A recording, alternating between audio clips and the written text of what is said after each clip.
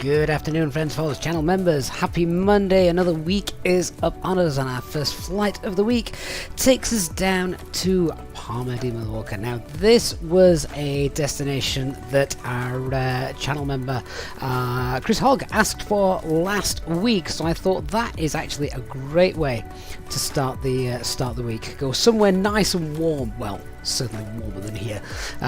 So yeah, why not? And flying from an airport which you know, this is a route that Easyjet do serve. However, it's more of a summer route. It's not actually flying at this moment in time. So we're flying from Lille today, Lima Fox Quebec, and as I say, we're off to Lepa, as I call it, Lima Echo Papa Alpha.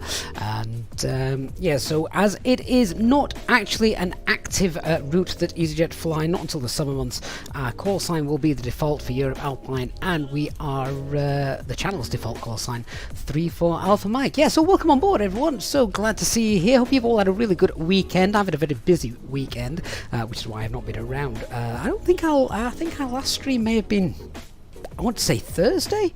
Feels like I've not been here for a while.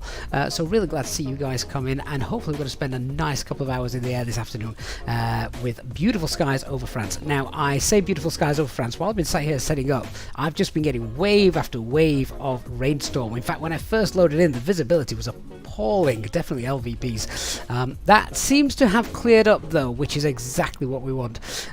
So we'll have some beautiful views out of the passenger windows as we go en route. So welcome on board, everyone. Hey, big shout out to our channel members who are coming in, and who we got? Let's have a look. So hey Danny, hey David, hey Carl, Talia, Christian, good afternoon to you. Brian, Lazarus, Klaus is here as well, and Valstrom, Sean Duff, good afternoon. Oh, I hope you are all well. And a shout out to our Twitch viewerships as well. Welcome on board, guys. Great to have you. Right, let's get on board, then we'll go through the operational flight plan, all that usual stuff, check out NOTAMs and such. Don't think we've got any ATC at the moment, so I mean that's not a great problem, but yeah, let's get on into the aircraft. And we'll get ourselves all set up. Oh look, here we go. The rain's coming again. Look, it's been horrible. And these guys here, they just stand there. They don't care. Yeah, I mean, there's only one guy wearing a coat, but these guys must be absolutely soaked, given the way that the last half an hour has gone while I've been setting this up. Alright, so without any further ado, let's do what we do first. Let's grab the latest weather. Let me just get the tablet linked up, and then we'll see. We're meant to have left at 2:30, which is about 8-9 minutes time, so that's not going to happen. So let me update this as well, see if we can just get an updated METAR, because well, yeah, there we go. So when was this last issue? This is 21 minutes old, this METAR. So wind is currently 210 at 12. So that's a decent wind. We're looking to depart then runway 26. So yeah, we're going to feel that from the left as we go. Visibility 10 kilometers or more. Scattered 4,600, overcast 5,600. Temperature is 8. QNH is 1005. There we go. Look, tempo. Winds 25015, gusting 25. That's alright. That's more of a headwind for our departures. That's good. 3 kilometers visibility, showers of rain, and broken towering cumulus at 2,000 feet. So yeah, that's the tempo. And to be fair, that's pretty much what the sim looks like as well.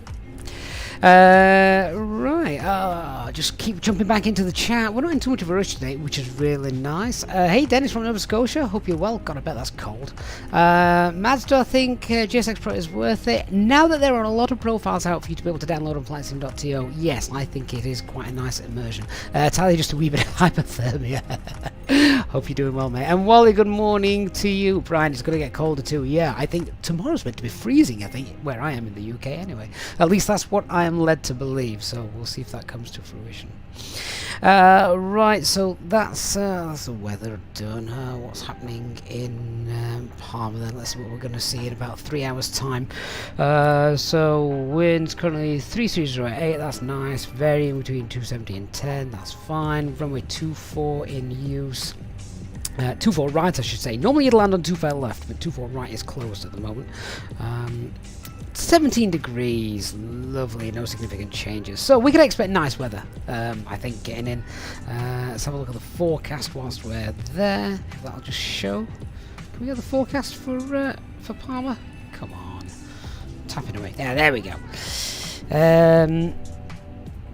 So let's have a look. So looking at that, do you know what, actually it's a lot easier to get on the operational flight plan than it is there, so let's jump to the operational flight plan and see what we're doing. Oops, press the right button.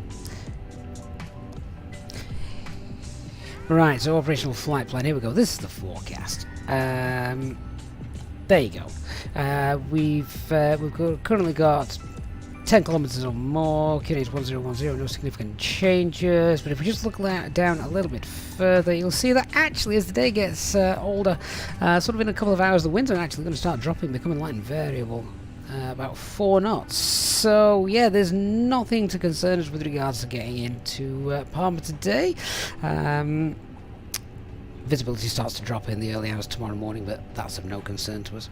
Right, let's go through the flight plan, see what fuel we're going to take us. So the alternate today is Barcelona. We've got just over 15 tons of payload. Initial cruise flight level is 290. We're going to increase that to 370 as we go. We've got a nice tailwind, 20 knot tailwind, so that's useful. We're only underloaded by 1,837 kilograms, but that's alright. We don't need lots of extra fuel for this flight. Weather is beautiful. Cost index of 4 as per normal. Shear rate is 4.1 at Badham, so it shouldn't be too turbulent for us either. 700 miles in total. That's confirmation of the route. There you go. About 7 tons is plug fuel. We're not going to take much more than that. In fact, what could we take extra? We could take an extra 2,687 kilograms of fuel. That would then limit us for a landing, but that's a bit overkill. The weather's not that bad. Quick check of the flight route. Don't think there's anything really that's going to concern us with regards to high moorers or things like that we need to take into consideration. No, not at all actually. So that's all well and good. Let's keep going. What we got? Yeah, there you go. There's confirmation of the really nice weather that we've got. So the alternates today, we've obviously landing at Palma. Yeah, all the 9s shown there. Barcelona, same. Valencia as well. Ibiza and Mahon, which is of course Mallorca. So really, really good. So that's fine. Hey Joe Hatch, good morning from North Texas. Hey Joe, how warm is it there, mate? Hope it's well. Hope you're well. Right, that's fine. And we just keep going. Let's see if we've got any nasty weather en route, or whether we really have just got ourselves set up for a gorgeous flight today. Hang on, here we go. Right, there's our flight route. Looks a bit jagged in the middle, doesn't it? A nice direct, I think. I can feel it coming up. So there's confirmation of the tailwind, a little bit of a jet stream coming down from the north there, we can see. It looks like, yeah, we're avoiding all the nasty weather today. So, beautiful views as we go. Alright gang, what fuel should we take then? What do we reckon? Remember the rule of having the APU on for hours and hours while passengers on board? That's now gone. Standard operating procedures has changed, gone back to pre-COVID rules. So I don't need to get the APU on until sort of 5 minutes before we push, etc., which is what it used to be. So 7 tons. I'm struggling to think of reasons to take more. Yeah, I'm gonna go 7.3. You know, if I'm struggling for reasons to take more, then why would we? All right, we're gonna take 7.3 tons of fuel, and yeah, I think that will do us. Right, well, let's do the setup then. So our aircraft is in its turnaround state as per usual for a flight at this time of day. It's already up and running. We've taken it over from a previous flight crew. Let's just do the normal flows. So what we got are, we've got the navigational lights are on. Check the AccuBrake pressure. That's in the green. Flaps are up. Spoilers retracted. Parking brakes on. Wonderful. So Q&A thumbs 1005. Just set that. Check anti-skid. Noseable steering. That's on. VHF 2 should be 121.5. There we are. Pop that back on. Should probably be listening to that as well. Monitoring it. Yes, that's fine. Switching panels, fine. Thrust levers, engine masters, mode selector, etc. That's all good. Okay, up to the FCU 1005 constraints. Our initial climb today out of Lille is at flight level 70. So that's done. Company message to come through. I would imagine that's the preliminary load sheet. So I think we're going to start boarding passengers, and then we will get the start boarding passengers, and we'll get the box all set up. So let's tell the cabin crew they can begin.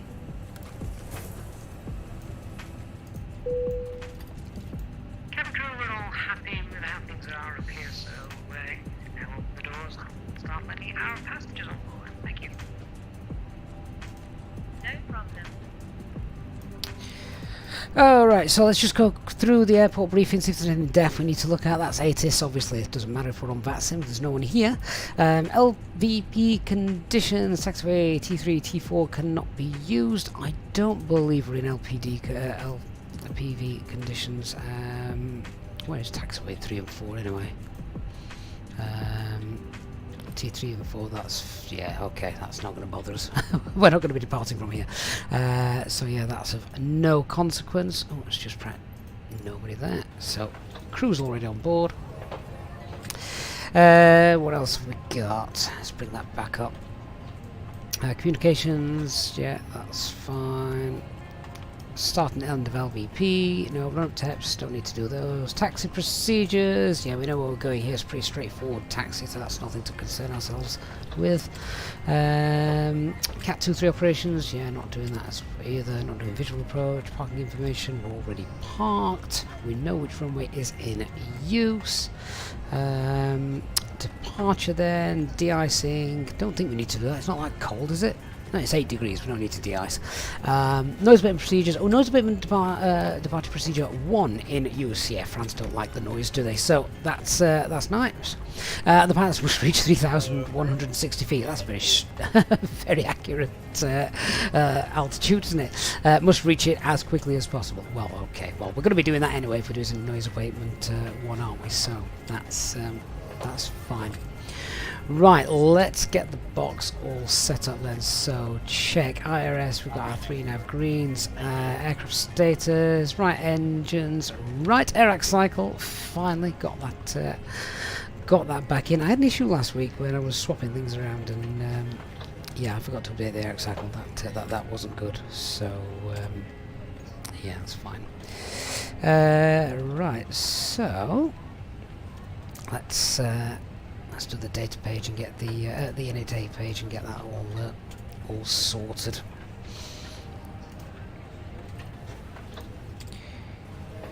There we go. So our flight number today, as we said, it's Alpine 34 Alpha Mike.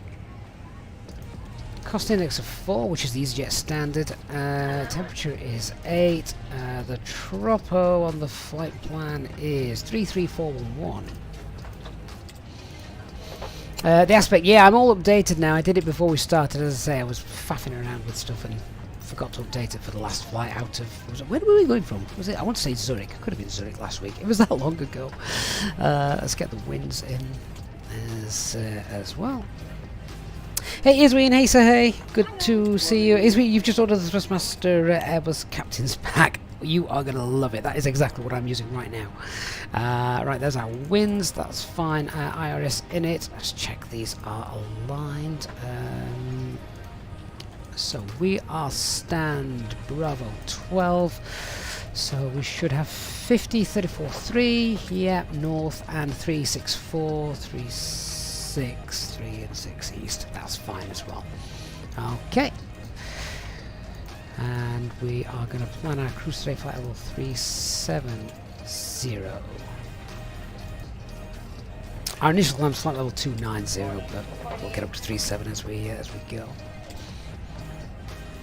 Hey Mohammed, how's the VNAV? So the managed climb and managed descent. VNAV is a very Boeing term, but the managed climb, managed descent in the A320X experimental build is coming along very, very nicely. So I can recommend that if you haven't tried it yet.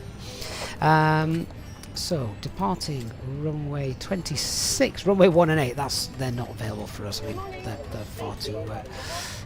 Sorry, 1 and 19. They're too short. Although maybe. I'm not going to try it today though. Carrier says turn on the Vipers. I don't like snakes. Runway 26, and we're on the Cambria 6 Yankee. Now, funnily enough, the flight plan's got us on the 6 Zulu. We're not going to be taking that 6 Zulus for light aircraft, so we're going to take 6 Yankee today instead, if I can find it. CM is 6 Yankee. There we are. And then the arrival is the Lores 1 Papa arrival for ILS Zulu, and it's going to be 24 right, so let's find that. 24 right Zulu approach, and Lores 1 Papa. There we are. And that comes in, I think, does that come in via CDP? No, it's, oh, it's Plinston, I think. Oh, I'm going to have to double check. Where's my charts? It's one of the two.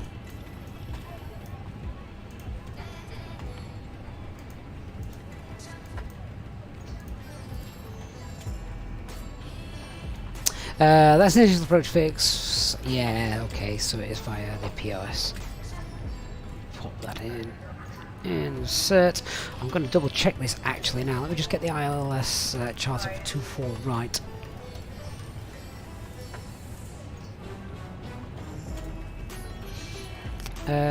Oh, actually, oh, it might be Morris. Oh, which one is it?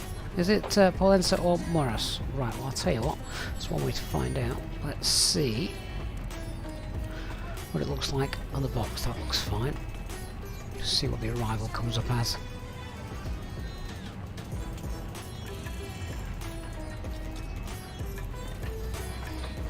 Oh yeah, no, that's fine. That's got everything keyed in exactly as we want it. So wonderful. We've got 696 miles in the box. I've got 700 on the operational flight plans. So yeah, happy with that.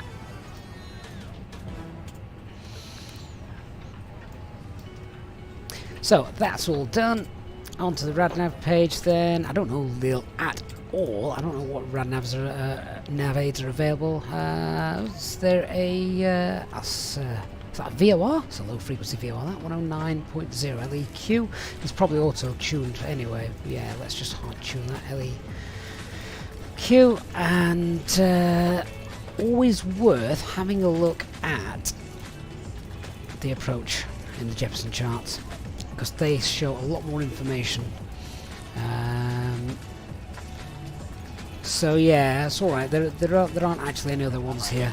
It is just the LEQ VOR, but that's fine. Sometimes you see other VORs around on the approach page, and NDVs, which, I mean, you're not going to use those unless your aircraft is really broken, but never say never. So that's done. Init A, let's have a look then at my preliminary load sheet, see what we've got.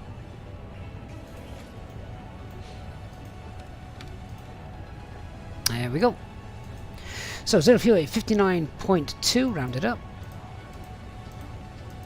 and the CFG is 31.2. Fuel for our alternate is let's call that 1.4 tons. And we'll get the aircraft to tell us what fuel it thinks it needs. Takeoff CFG is 29.4. We'll run those figures for the approach calculations in a moment. Tilted Blunder, good afternoon, mate. I'm very well. Hope you are as well. Aircraft wants 7.1, we're going 7.3. So, happy with that. Takeoff 66.3. That's our takeoff weight. And the max landing weight is 64.5 tons, so we're taking off below the maximum landing weight, meaning if we had a problem we had to get back in here, that's one less thing we'd have to worry about. Hey Josh, good to see you on board this afternoon. Alright, so let's do our takeoff performance calculations then. So if we come to the right app,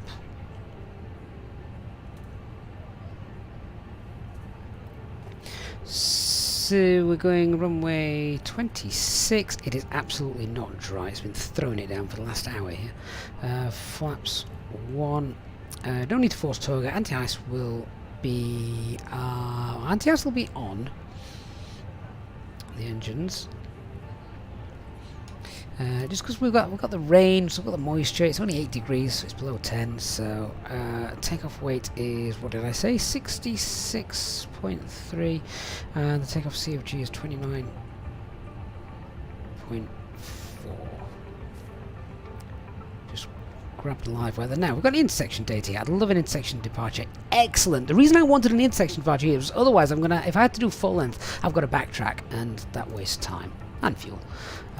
It's virtual fuel, but it's not virtual time. So yeah, we can take hold on, what's Tango 3? Oh, Tango 3 looks like a short run, but it's a very nice short taxi.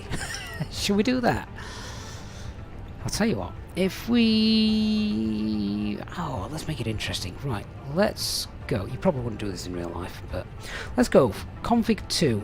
And we'll go Tango 3. It's telling us that Tango 3's figures is 1,835. Now, need to check that on here. Tango 3, 1,835. So that's sort of the length of Jersey's runway, which, you know, we can get out. Although if you're doing that realistically, you're togaing it. Let's see if it says this can be done with the flaps 2 and flex. So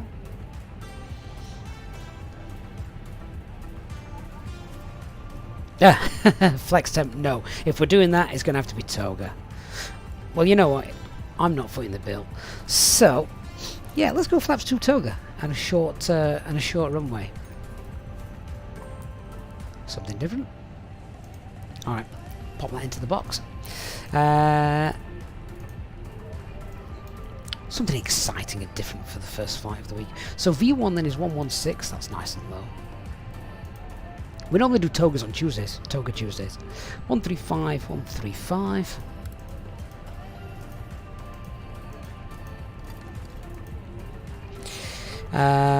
No flex, and we're going flaps 2. This is so not Easyjet standard operation procedures.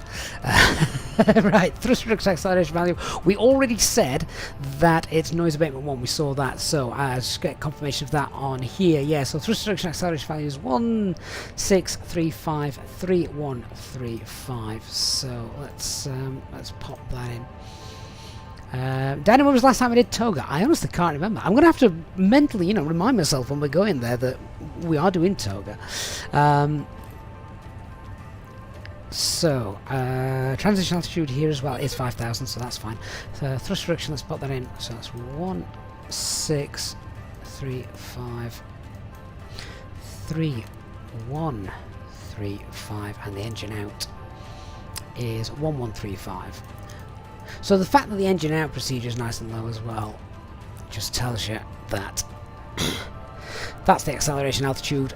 Realistically, this is purely because they just don't like noise around here. They just want to get us up and high as soon as we can away from the city.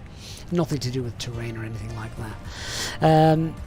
Alright, so let's just confirm the speed is 116, 135, 135, and clean is 209. Any speed restrictions? I'm guessing not, but we'll just double check. Yeah, just the usual 250 knots below 10,000 feet, but that's nothing. This will be the one that we're taking, the 6 Yankee. So that's fine. Well, actually, in fact, in the nav aids, we should probably tune this, CMB. So I'm actually going to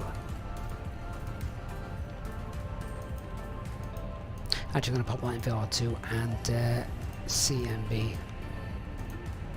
Oh, there. There we go. That makes a bit more sense.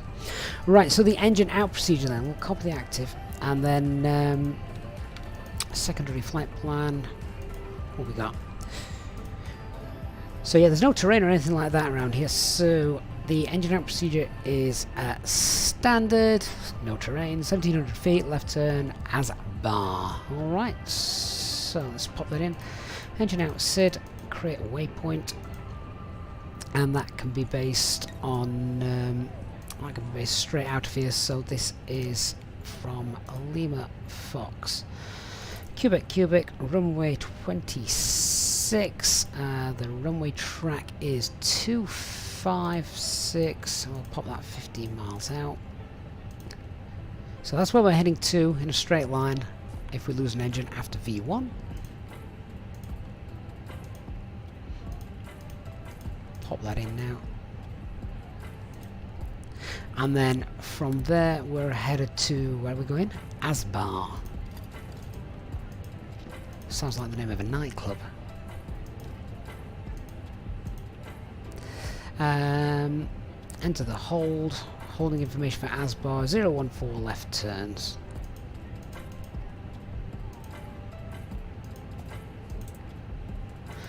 That's done. And then if we have lost an engine, of course, Lima Fox, Cubic coming back in here. It's not a short runway this, we've just made it short because I'm too lazy to taxi full length. New destination, there we go. And that will be then the ILS Zulu, runway 26, no star. Is Asbar one of the Vias? It is! Ah, that's really nice when that happens. So have a look on my first officer's screen. So straight out, left turn, enter the holder Asbar, and then the approach is already programmed back in. Wonderful. That's exactly what we want.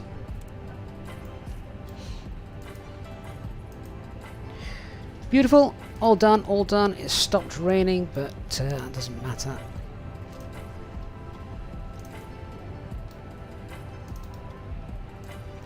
Right, so I think, let me just make sure that my aircraft is loaded as well. So let me go to the mass and balance page. What did I say we're taking? We're taking 7.3, aren't we? 7.3 tons. There we are. We'll just load that instantly because GSX has obviously done its thing. Right, aircraft's loaded, I think. I've just heard the door shut, so everyone's on board. Hi Gavin, all the passengers are on board and we're ready to go. I'll bring you a cup of tea after we've taken off. Great stuff, thank you very much. Alright then guys, let's do the departure brief. William says, did a flight out of, was that Salt Lake City? Picked the wrong parking, had a 4-mile taxi? Really? I don't know Salt Lake City, but that sounds ridiculous. I thought I was going to have to call the fuel truck en route. Alright then, so the departure brief, right, weather we've got here in Lille, we've got, currently we've got some gusting winds straight down the nose to visibility is 3 kilometers, and we've got 2,000 feet down in cumulus, so just be aware of that when we're headed down. Thankfully the winds are in a nice direction for us, but just be prepared for some buffeting and some blustering as we go down.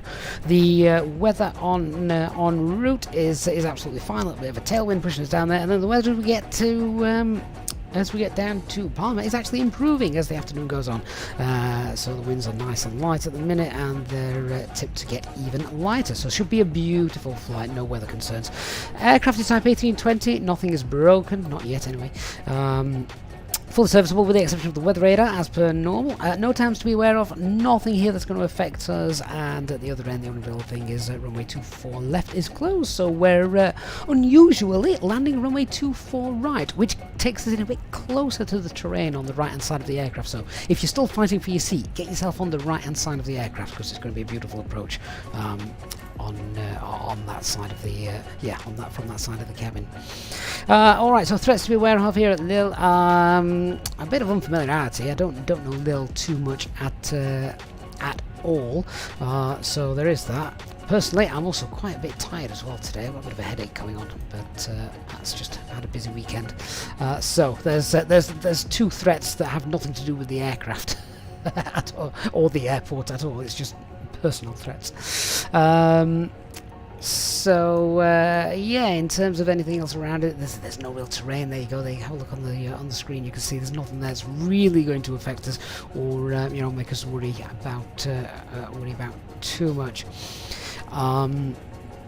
The mild thing, I suppose, is the runway is a little bit wet. Might be a little bit slippy because the rain has just been absolutely throwing it down, but it's drying up a little bit now. But yeah, so really nice, pretty straightforward takeoff and an airport, so nothing to worry about. Let's talk about what we're going to do, where we're going to do it. So we're stand 12, or Bravo 12. We're going to push back and we'll face west. We will then taxi down to Victor 2 and then straight across, and we're going to be holding at Tango 3. Now, I suppose with that there is a threat that comes in. It's a nice short taxi, so let's not rush through things. We've not got a long time to do all of the PEDS checks that take the taxi check lists, things like that. So we'll just do things in good time. There's no rush. So yeah, that's the taxi. And then when we depart, our initial climb is flight level 70, confirmed there. We've got that set as well here and here. It's a noise abatement 1 departure, so a bit of a threat. Again, not a threat, but just be mindful that we've got SRS, so we're keeping that nose up when we set thrust reduction. We're not going to lower the nose because we want to keep that nose up. We want to keep climbing away. So yeah, just a little bit different, something different on the FMAs compared to normal. First turn as we depart is just out to the right, as you can see. We just turn right as we go, also as soon as possible. And then once we're 3.3 miles from LEQ, we're back left on the 6 Yankee and direct to the Cambrai VOR. MSA as we depart is 2,700. Keep it safe, 2,700, and then obviously it just drops a little lower, 2,000, but yeah, should be fine. Transitional level is transition altitude is 5,000 feet. That's it. We've got no ATC, so we're pretty much on our own for this. That's about it for the normal brief. So the emergency brief then, standard Airbus emergency brief. We are yeah, the engine out procedure is standard, and then once we're past 1,700 feet, we've secured that engine. We're above acceleration altitude. Make left turn to Asbar. Enter the hold. We'll get ourselves safe at 3,000 feet. 3,000 feet will be fine. That's below MSA, and that'll bring us back in quite nicely if we need it. Right, I think that is the lot done. Wonderful. Right, let's tidy our aircraft up.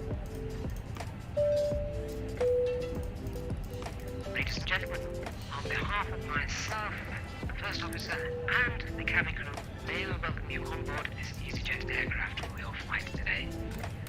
The ground crew and the fueling crew have all finished, and we're just about finished with all our cockpit preparation over here. The cabin crew are making their final checks as they work through the cabin, so if you could please get yourselves sat down comfortably with your seatbelts securely fastened, and give them their full attention as they begin their safety briefing. A big welcome on board today to our Easyjet SID pilot members, and of course are welcome to free complimentary drinks throughout the flight. Once we reach our cruising altitude, our cabin service will commence, and the cabin crew will be able to provide you with drinks, snacks and merchandise throughout the duration of the flight. Once again, I'd like to thank you for choosing to fly with Easyjet today. With have an update for you when we are airborne. Okay, so final load sheets come through, no LMCs that are going to affect CFGs within limits, and takeoff weight is about 100 kilograms less. So takeoff performance is all valid. Alright, where's my checklist? Hey Pack Andrew, you're full of cold, hope everyone's okay. It's going around again, isn't it, at the moment? Right, so cockpit preparation checklist. Aircraft acceptance has been completed. The fuel quantity is 7,300 kilograms. Check that's balanced. Yeah. Seatbelt signs are on. It is. We've got the 3.5 greens, the Barra FQ and H1005 set and cross-checked. APU has been running. Let's get the bleed on then. I will tell ground that we want them to start manoeuvring into position for us.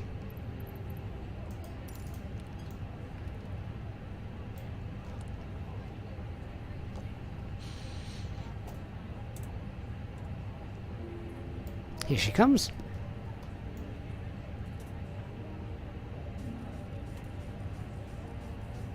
I think we're on our own at this airport. Hello, Captain. We are ready for pushback. How very French.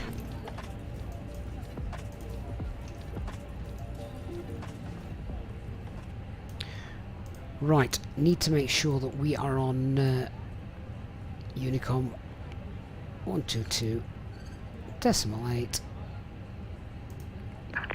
Departure checks completed. Bypass pas incertain. Right, let's remove the GPU and the chocks.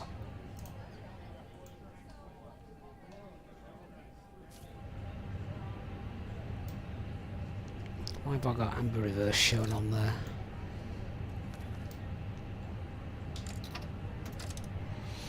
Right, before we do anything, let me just double check my calibration of the thrust levers.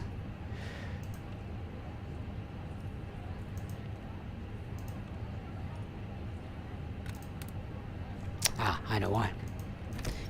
Null zone, change that to 0.5. There we go. That's better.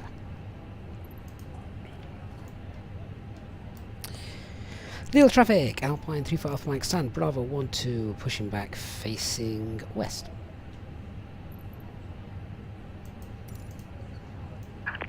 Looking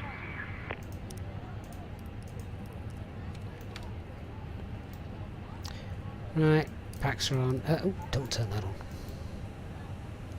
Not yet. Fry the ground crew.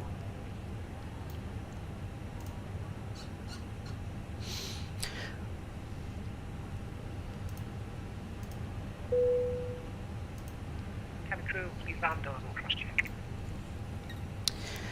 Okay, so the before start checklist. Release parking brake. Parking brake is on. Takeoff data has been confirmed. Windows are closed. APM and phone are on flight mode silent. Doors are closed and armed. And the beacon light is on. Okay, release parking brake. Starting push. All engines clear. Start at wheel. It's just starting to rain again. It is, isn't it? Our aircraft is going to get washed as we go. Alright, engine mode selected to ignition and starting engine 1.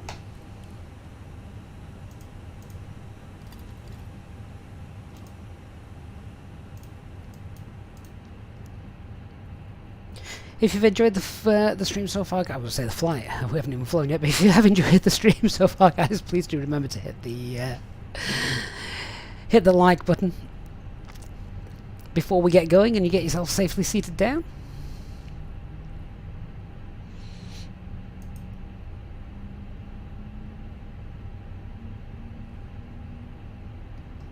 Great little airport, this. Great scenery from France VFR. Ladies and gentlemen, we now ask for your attention while we take you through the safety procedures on this aircraft. Visibility is about A to safety drop as we chart is take in this your seat departure. pocket, showing the exit routes, oxygen masks, life jackets, and brace position that you Parking brake must set. adopt if you hear Cockpit to ground. brace, We have a good brace. engine start. You can There are disconnect. 2 emergency exits at the rear, 4 in the middle, and 2 at the front of the cabin. Here Floor comes the lighting will guide rain. you to an exit. Please be aware that your nearest exit may be behind you. In an emergency, leave all cabin baggage on board. Your seatbelt is fastened, adjusted, and released as shown. It must be fastened when the seatbelt signs are on, and we recommend that you keep it fastened at all times. If the air supply fails, masks will drop from above Alright. you. Pull Engine the 1's mask happy. towards you to start the oxygen. Starting engine Put the 2. mask over your nose and mouth. Hold in place with the strap. Pull on each side to adjust. Front disconnected. Put on your own mask before helping others. If you land on water, take the life jacket from under your seat. Put it over your head. Mark Oxley on Twitch. Sorry, Mark, completely missed. Thank you so much for the 3 months Prime sub. That is amazing. Thank you very much to you for the channel support there. And TV, thank you for the follow as well. When outside, inflate by pulling the toggle. If it fails to inflate or needs What are topping up, learning? blow into Is the it tube. better to fly There's a 320? light If you can fly it with a side stick, it's much more realistic. Your tray table must now be stowed, armrest down, window blinds open, and seatbelts. Give her a wave, guys. We wish you a pleasant flight with Easyjet. Doing a fine job, and now she's got absolutely soaked. She'll be dripping wet. She needs a towel. Oh my word! Look at this weather that's just coming.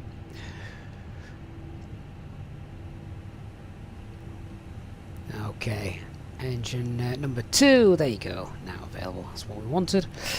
Right. So engine mode selector to normal. APU bleed can come off. Anti-ice can come on. APU master can come off. And we want to arm the spoilers. Rudder.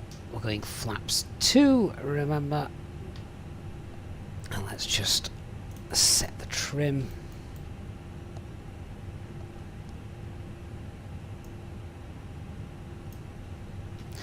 And the after start checklist. So anti-ice is on, ecam status is checked, the pitch trim is 29.1 and the rudder is neutral. Okay, let's do the flight control check whilst we're here. J Hack Shard, I've said that completely wrong, but 23451. Thank you so much for the follow, mate. Welcome on board. Right, so full left, full right, neutral, full up, full down, neutral rudder, full right, rudder, full left, and neutral. Barry says, hi, is this live weather? It's not raining in Lille right now, is it not? We've just been getting waves of rain, so it'll probably stop in about 5 minutes, so it's like just little showers that are going. SWK on Twitter says, we're right to the channel with the first thing being said is dripping wet. Have you missed something? No, I just feel sorry for the ground crew that got soaked sorting us out. Right, well, we're good to go, aren't we? I think we've, let's do a quick patch check. So, no LMCs. We are Takeoff performance valid from Tango, I want to say Tango 3. Yes, Tango 3, flaps 2, Toga takeoff, wet conditions. That is exactly what we've got. And engine out procedure is standard 1700 feet left turn to Asbar, get up to 3000 feet, which is above MSA, so we're fine. Departure is the Cambria 6 Yankee, first turn to the right as we depart, and then followed shortly by a left turn, and our initial stop climb is flight level 70. Lille traffic, Alpine 34 Alpha Mike, taxiing now via Victor 2 to holding point Tango 3, runway 26. Right, get our lights on, auto brake. Now all the ground crews out of the way, we'll pop on the weather radar, TO config, that's all checked and good. Alright, let's go then, shall we?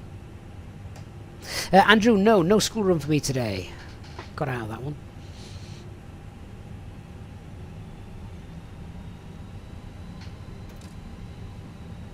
There was a gorgeous rainbow when I was setting the stream up. Sat here.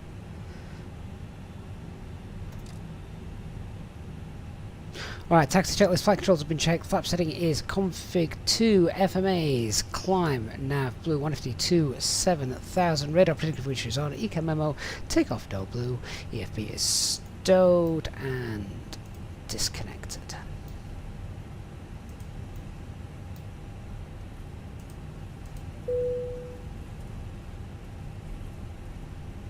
Cabin crew, if you could take your seat for takeoff. Said it was going to be a short taxi. one of the shortest taxis ever.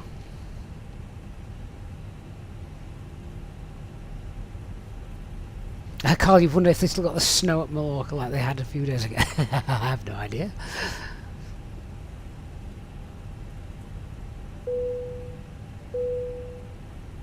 That taxiway looks very narrow. I'm going to double check something.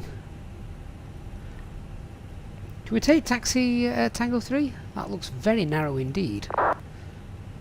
Let me just hold it there. There's no one else here at the airfield. Let me have a look. Taxi 3 usable by day if an aircraft of 2.5 ton. We're not using Tango. Alright. What about Tango 2? Anything about Tango 2?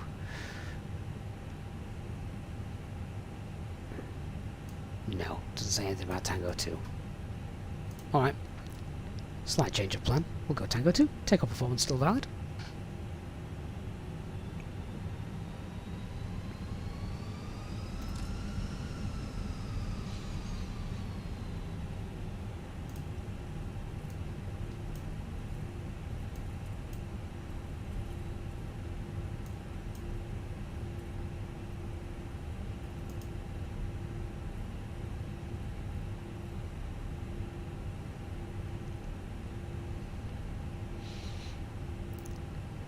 Just means we don't have to backtrack. That's the main thing.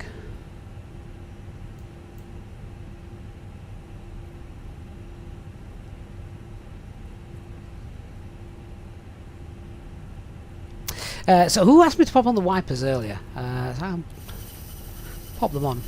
Don't make that much difference.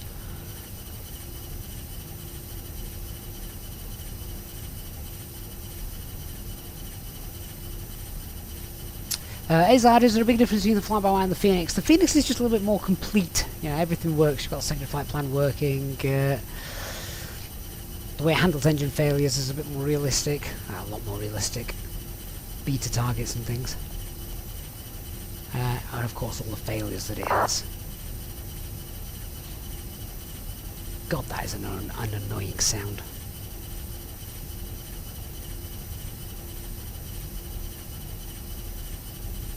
Do you know what? Are the inhibitors faster? God, no. I'm quite happy with the wet windscreen, to be honest. That's just too annoying for me. Right, I've not heard anything on comms.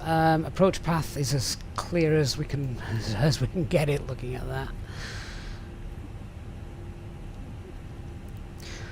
Lille traffic Alpha 3 for Alpha Mike, landing at runway 26 via Tango 2.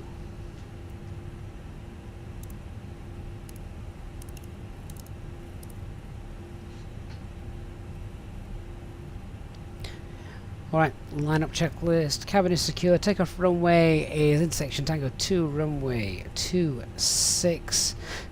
TCAS. Get TARA, and then the packs are off. And remember, Toga.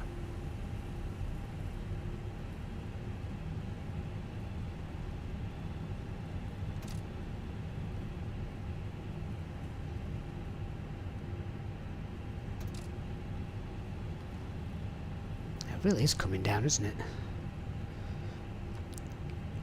Very wet to take off. There appears to be a bit of a hump here. I need some power to get up.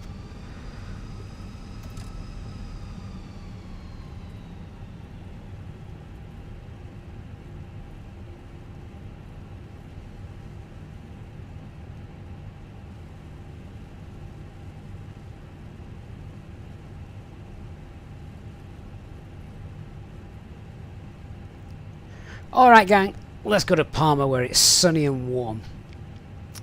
So, take off, start the chrono, 50% N1.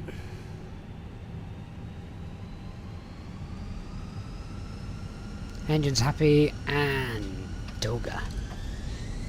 Mantoga, SRS, runway. Goodbye rain. RVR's dropped as well, hasn't it?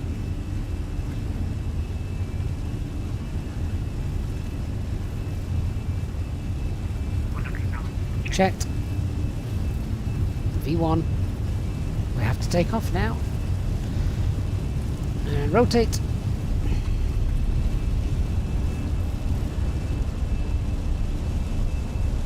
Nav. Positive ready for climb, 0.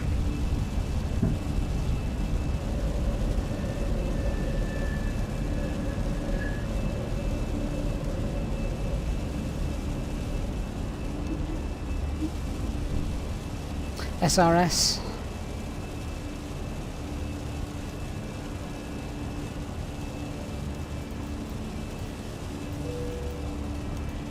Autopilot 1 engaged.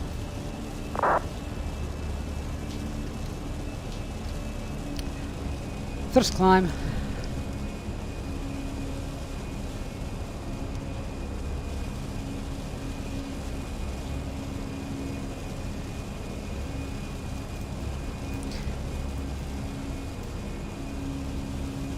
And flaps 1.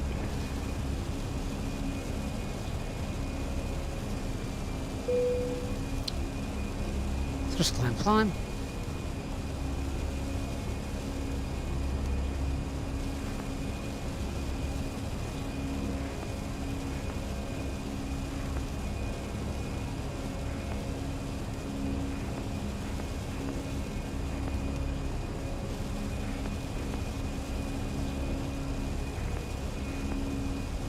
Get the other pack on.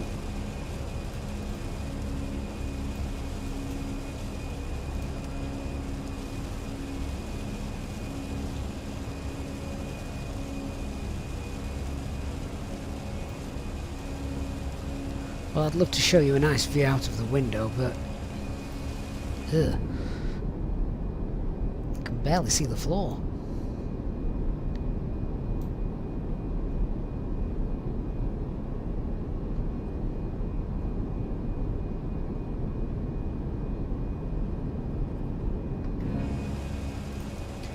Right, S-speed, flap 0, spoilers, disarmed, no ATC. Clear ourselves to that initial climb, which was flight level 290. Go open climb. So open climb 290 blue.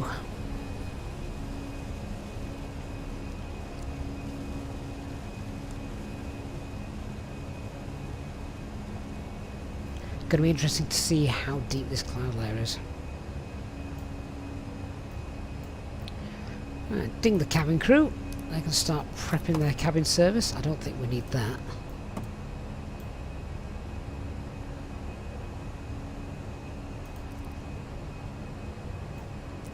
Here we go, starting to get brighter. There's the sun. Hey, Steve Daly. No, I'm not using FS2 crew. No. Just me, on my own, son.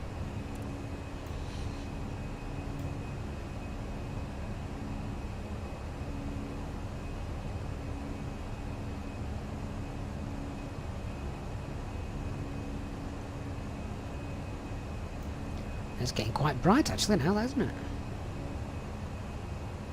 Leave the anti-ice on.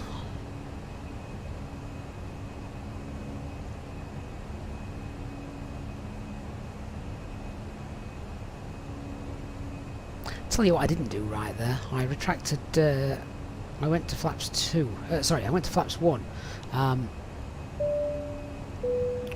bit sooner than I should. A few seconds sooner than I should have. Fastened while the seatbelt sign is on. We recommend that you keep your seatbelt fastened whenever you are seated. Toilets are located at each end of the cabin. Remember that smoking is not permitted at any time. This includes e-cigarettes. Well, that's a nice, gorgeous cloud breakthrough, isn't it, that? Enjoy that. There you go, look, blue sky. Sean, been taking your first tentative steps into VATSIM over the last week or so. How are you doing with it, Sean? Had any exciting tales?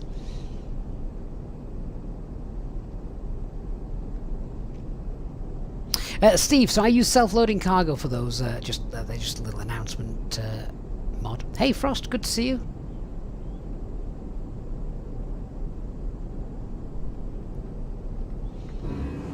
That looked gorgeous, that, didn't it? Right, so 10,000 feet. Get the lights off. Don't need those anymore. airports onto the EFIS. We'll get the seatbelt signs off as well in a minute, then you guys can start roaming around the cabin. Turn that up in case we get any VATSIM ATC. Right, so a quick check on the progress page. Flight level 3's... okay, we'll go 350 for now. Just maximum's only 600 feet away from the cruise. So we'll go 350. Set that 350 blue off to the perf page. Cost index of 0. Radnav page, clear that out. And secondary flight plan, we'll copy the active. Done. Wonderful, we're on our way. I tell you what, look at that. We've got clear blue skies down there now. Must just be Lille. Simulator didn't like it today. it was a bit wet.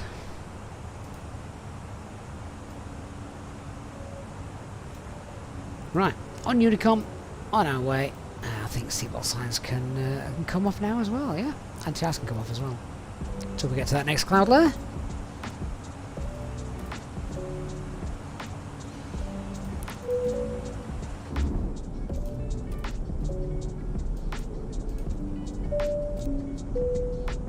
Ladies and gentlemen, the captain has now turned off the seatbelt sign and you are now free to move around the cabin. We do recommend, however, when in your seat, that you keep your seatbelt fastened at all times in case of unexpected turbulence. The toilets are now available. Please contact a member of the cabin crew if you require assistance. Thank you.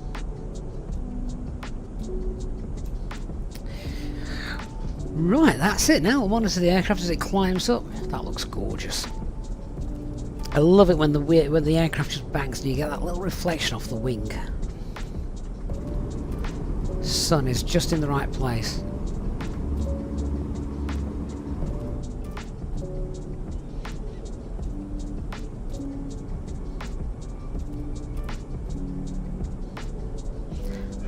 I think in terms of weather, that's it now. Shouldn't have any more problems. Frost 89, FSTraffic or FSLTL for better FPS? For better FPS, I would say FSTraffic. I do have a comparison video of the two on the channel if you want to check that out, just then you can see exactly how that works. Stubby UK on Twitch, don't forget to bring the coffee. I don't like coffee, which really bugs me because I love the smell of it. But it smells absolutely gorgeous. William, you're getting a drink from the galley already? They've not even started the cabin service yet.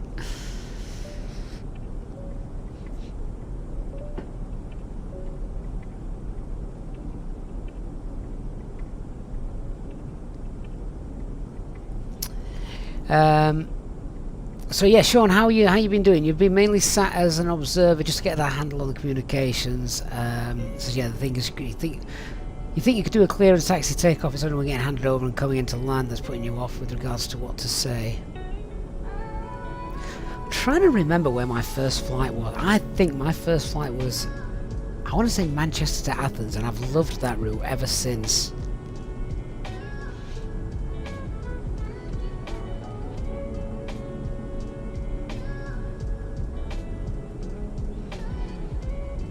During COVID, during COVID, Athens air traffic control always used to be online. You could pretty much guarantee it, to be honest.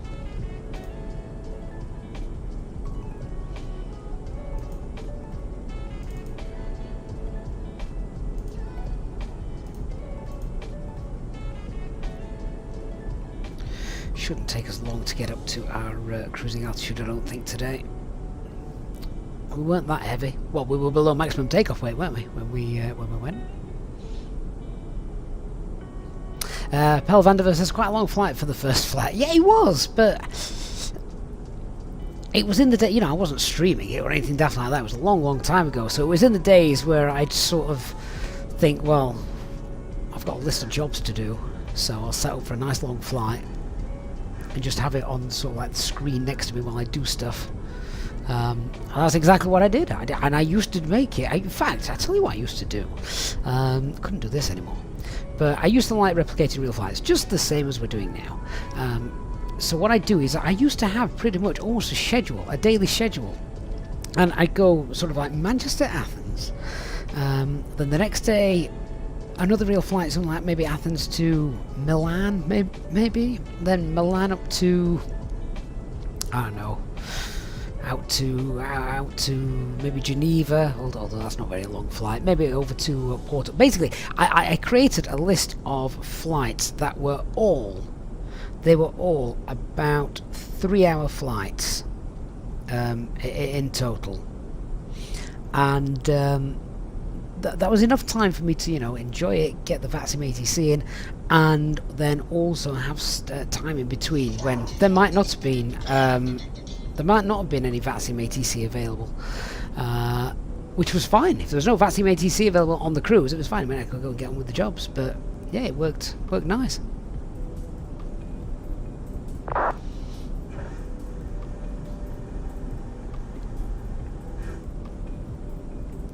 Right, let me see if I can get Navigraph up, and then I'll show you what we've got today, route-wise. There you go. Yeah, so this is where we're going. All the way down over France, and then coming in the usual approach from Lorez.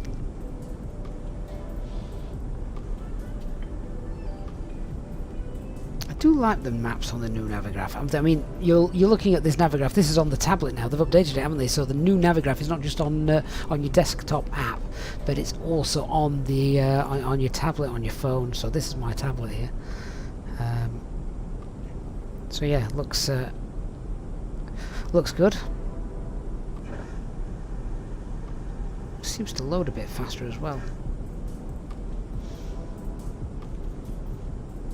So now we've come in, we can perhaps unpin these charts now. We don't need those. We've left Lille. We'll get rid of those.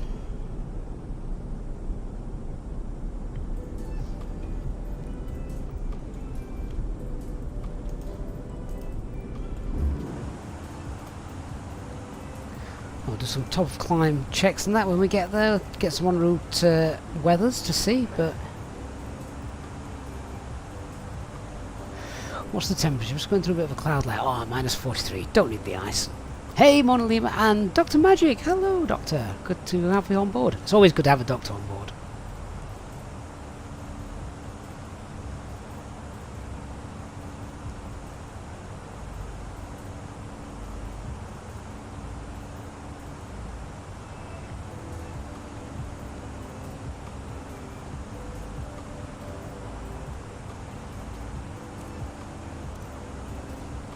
I think the biggest thing we're all missing now from the Fenix, it's not just the Fenix, so don't see that as a Fenix limitation, but definitely the biggest thing we're all missing now is the weather radar, isn't it? That's the next big thing, but it's down to Azobo when they'll allow that.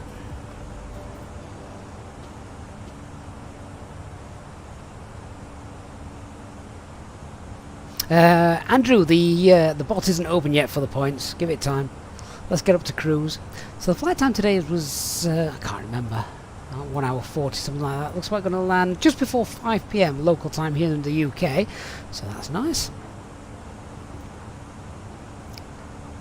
Just in time for tea. I like that.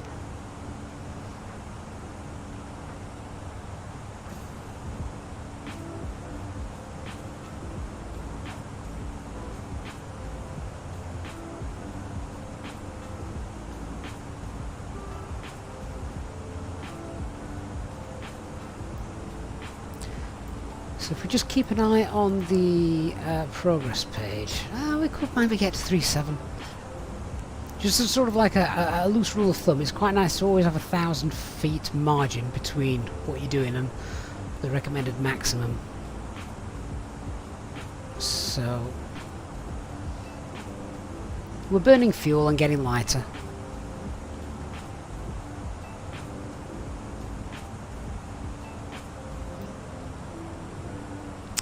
Sean making a good point with regards to first flights on VATSIM. Picking somewhere where the taxiways aren't confusion. Don't go somewhere like Amsterdam. You spend more time on the ground anyway than you do in the air. Oh, Dr. Magic! Oh, member for 22 months. That is insane, Doctor. Thank you so much for your support over all that time. Captain level membership as well for Dr. Magic. So, really, big supporter of the channel. Thank you, Doctor. It says, still dreaming of the day when you'll have as many points as these birds. Keep up the awesome streams and afternoon work distractions for you. I really hope you're not like a surgeon or something like that and you've got us on in the background. I can't see. I wouldn't want to be that patient. The Burge, so the mod for the cabin announcements is not on the Phoenix, no, it's a separate mod called Self-Loading Cargo.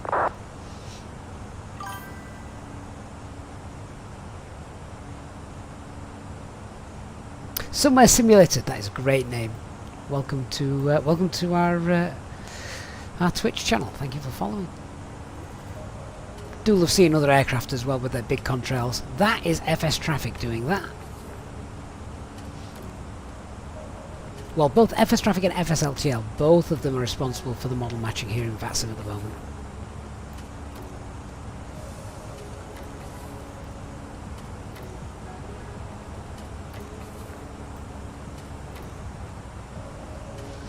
And I do think it's nice that when you do see a bit of traffic on the TCAS display, yeah, so there he is. Look. When you do see a bit of TCAS, you can actually now look out the window and go, oh yeah, I can see that one. Right, what is this? I ain't doing this.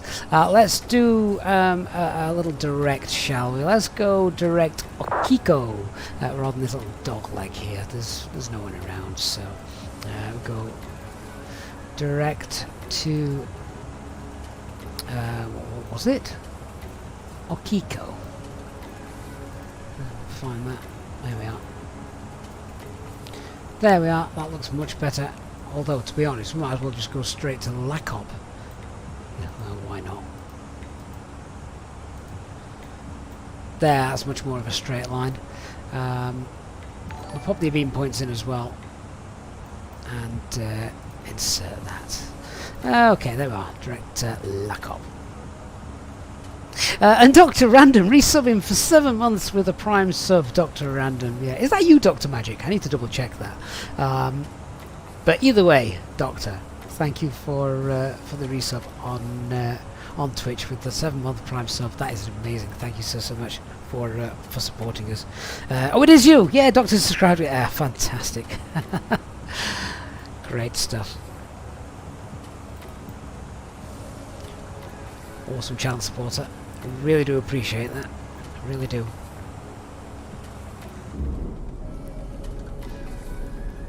That is a scene that you know, when I first started flight simming, that picture right there on your screen, when I first started flight simming, I would never have thought you'd have been able to see something like that.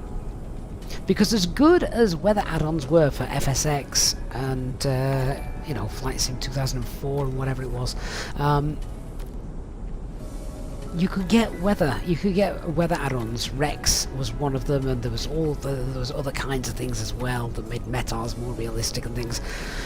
But no matter what you did, the clouds always seem to have a repeated pattern. Never do you seem to get that in Microsoft Flight Simulator. Everything is completely built up and random, and that is a picture. A flat layer of cloud with the occasional bobbling cumulus coming up. It is amazing. Shadowtronics, mate, thank you so much for the prime sub on Twitch as well. Really do appreciate that. And William, is that you? Are you Shadowtronics? Oh, yeah, that's the problem. I get so confused with names anyway. So when you've got two different ones, I mean, that's what I've got no chance. Hey, hashtag good to see you. Yeah, so Shadowtronics, that's William. Thank you, mate. Really appreciate that. So obviously, yeah, if you are an Amazon Prime account holder, you can support the channel for free over on Twitch. So thank you to everyone who's done that. Leon says you regularly see patterns in the cloud. Yeah, I'm not talking about the kind of patterns where it looks like a pig or a giraffe. I just mean I'm looking at that, and to me there's no repeating pattern. Every cloud formation looks slightly different, which it never used to. But I guess that's technology.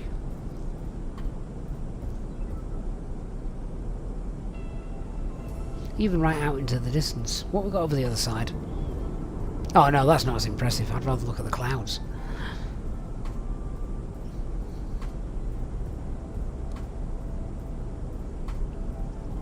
As I do a barrel roll, yeah, you may be confusing me with a DCS pilot.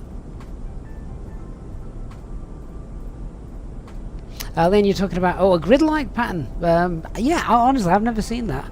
I mean, I think this view is probably almost as random as it can get. I think that cloudscape there looks absolutely stunning. You know, I much prefer watching the scenery down below, but I do think that looks good. Louis Hoyland says the clouds look amazing. Yeah, I have to agree. Right, let me just check how we're doing. Right, we're at 35. Can we get up? Yes, go on then, 370. Start the cabin service then. Thrust climb, up climb, 370 blue. And with that little direct, I've cut 2 minutes off our flight time. Maybe get a couple of thousand feet higher. Might even knock off another minute as well. That is another minute that my engines will not be burning fuel and throwing dust into the atmosphere. That will keep Greta happy. Sean FSX was pretty bad for that. Yeah, I'm trying to remember what the names of the add-ons were for FSX. I had one.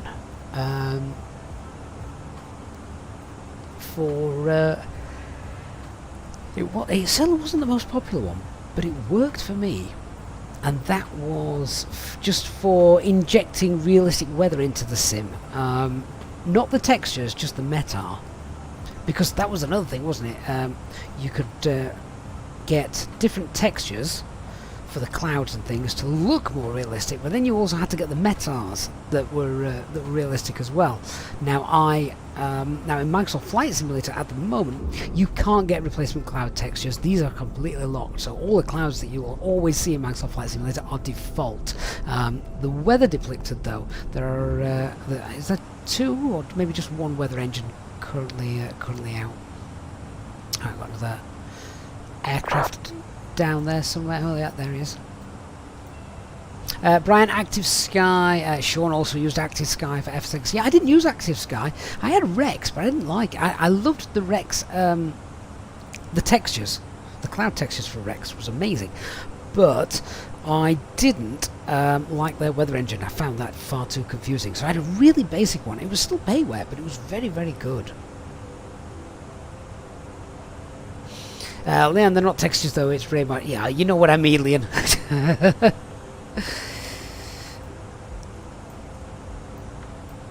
But yeah, they look really good. Ooh, I'm going to turn that down now. I was absolutely freezing earlier, so I thought I'm turning the cockpit temperatures up.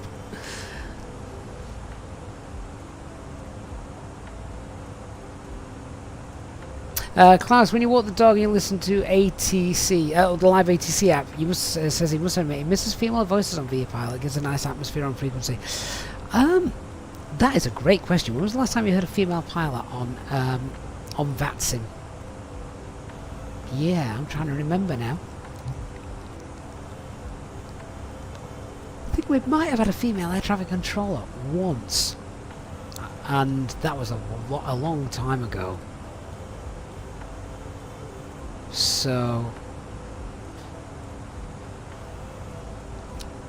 maybe girls and ladies don't like sitting in front of a screen like men. We're simple folk. They're far more complex. Right, there we go. Mac Alt Star.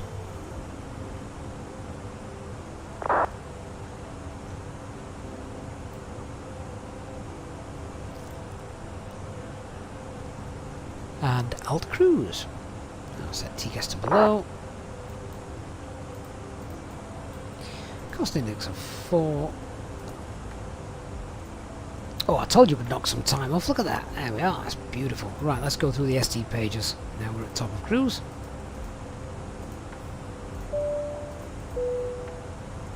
Ladies and gentlemen from the cockpit, just to let you know, we've now reached our cruise and flight level. We were slightly delayed in taking off, so we are running a little bit behind schedule, but we'll do our best to catch up and see if we can get you to your destination on time as planned. As the cabin crew make their way around the aircraft, please make sure the aisles are clear of any items, and I invite you to please sit back, relax, and enjoy the flight. Thank you. I didn't know George could talk. We were delayed taking off though, he's not wrong about that. Alright, all SD pages look fine, the fuel adds up, so we've got no fuel leaks. Wonderful. Right, we've got about an hour's sit back, chill and cruise and enjoy a beautiful view. Definitely time for a cuppa. In just a few moments, we'll commence our in-flight service, offering you the chance to purchase a selection of hot beverages, together with drinks and snacks from the bar. We accept payment in pounds, euros, most major currencies, and debit or credit cards. The correct change would be greatly appreciated, and if we can be of any further assistance, then just ask us as we join you in the cabin shortly.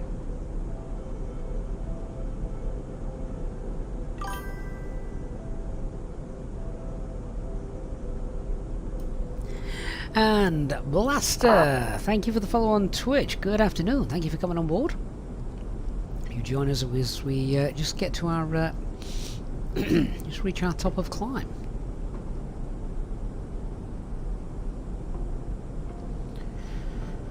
Right, we should probably get some en route weather, shouldn't we? And we'll do a fuel check as well. So, as we let's have a look, let's see what we've got. What should we check out?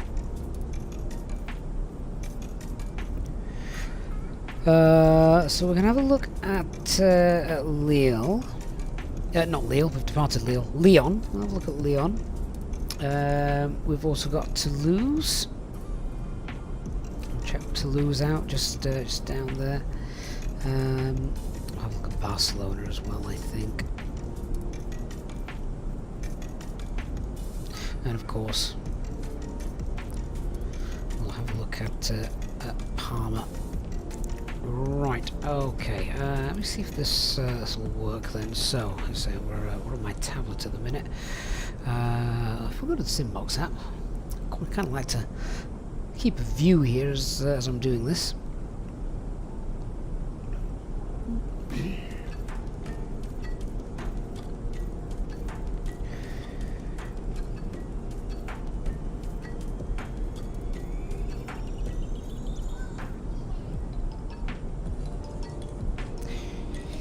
Yeah, so I'll be able to do this now using the McDo.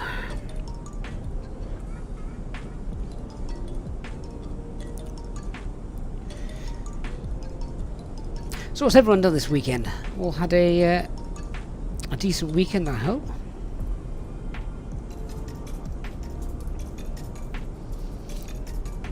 I wonder who in the chat spent the longest time in Microsoft Flight Simulator flying.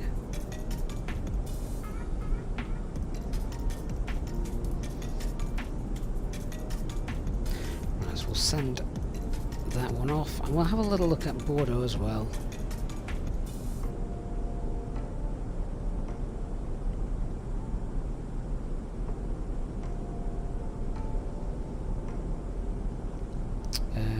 Not Bordeaux, sorry, Toulouse.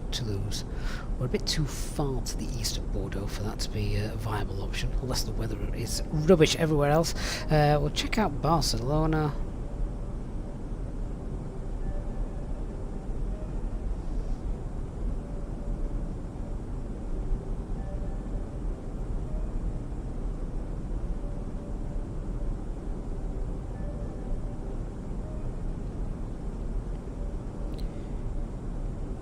And we'll have a look, of course, what's currently happening in Palma. Hoping for nice weather. Should be nice weather, according to the forecast.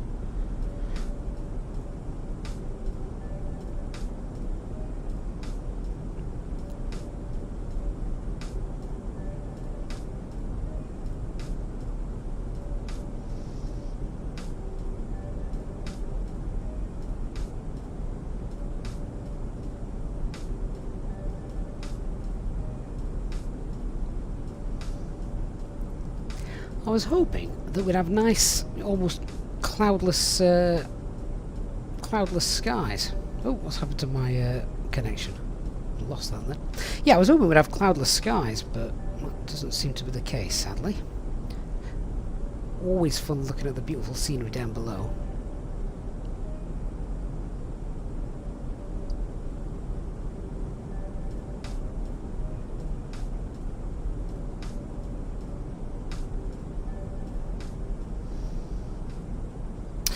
Ace, most streamers are male as well. Yeah, that's true.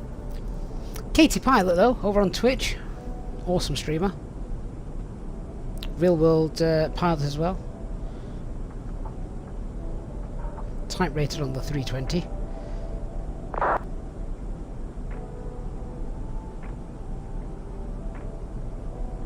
Right, let's check out the received messages, see what we've got. 25 minutes delay. Yeah, we'll ignore that. No response. Oh, that's not good. Bordeaux. Bordeaux, we've got visibility is 10 kilometers or more. Oh, that's alright. No problem there.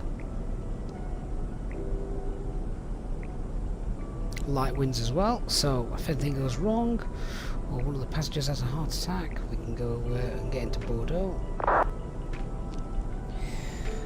What else we got? Barcelona, wide open as well, no significant changes. And let's check out the weather in Palma. Yeah, so that's what we've got currently. Oh, beautiful, look at that. So we're heading into 2-4 right, wind is 250 at 16, so you know, that's a decent wind, 16 knots. So it's a bit windy. But most of it's down straight on the nose, so that's no concern at all. Visibility is beautiful, few clouds, 2,000 feet. 16 degrees as well, QNH 1010, no significant changes. The only forecast then that it said was that the weather was potentially going to, yeah, it was that the weather was going to sort of drop off a little bit. The wind should drop off a bit, so if that is the case, well, that'd be great.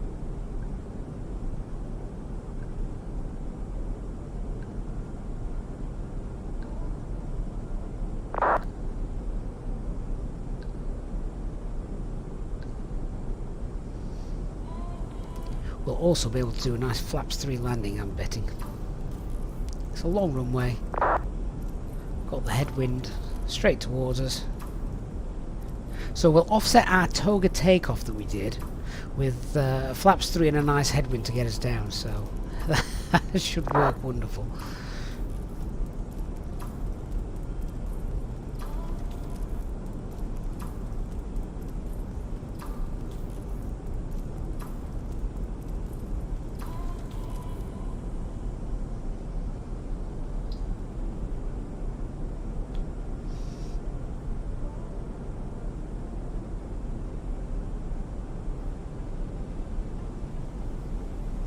Hey Brian, did I use the updated Gatwick? Oh, so the one that I did the video review on a while back. Was that last week? Might have been. Yeah, I did find it was a lot more FPS friendly since it's been a little bit more optimised now, isn't it? So definitely good.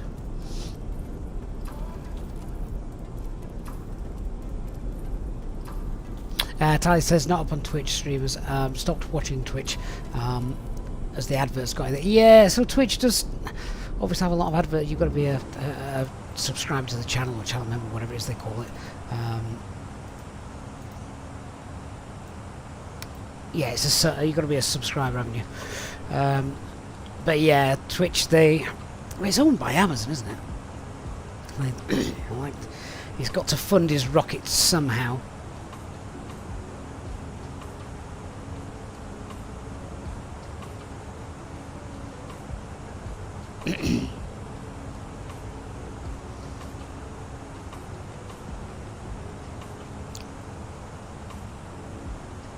For a minute then, when I looked at that view, I thought, oh my word, it's live weather. Do you remember that live weather book where it'd load in where you were, but then it just stopped? Well, there's a complete line of cloud there. That just prevents it. But then if you look over there are clouds in the distance, so I'm just going to take that as, no, that's fine, it's working. Although, that does look a bit suspect, doesn't it?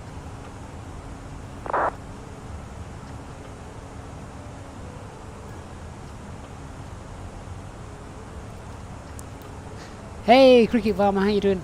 The flight overlay is not working, isn't it? Oh! I tell you why it's not working.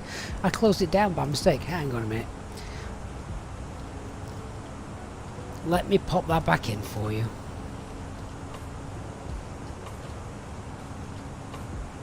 Right, is that working again? I can't see it, it's a streaming overlay, but that should be working.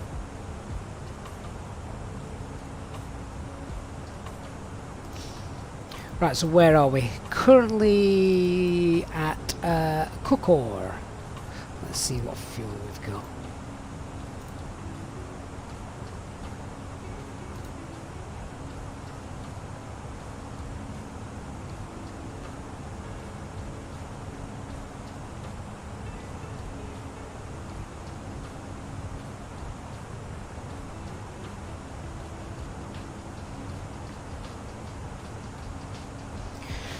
So we took off with 7.3 tons. Let's just let the Fenix AFB load. Tablet seems to have had a bit of a hiccup for a moment.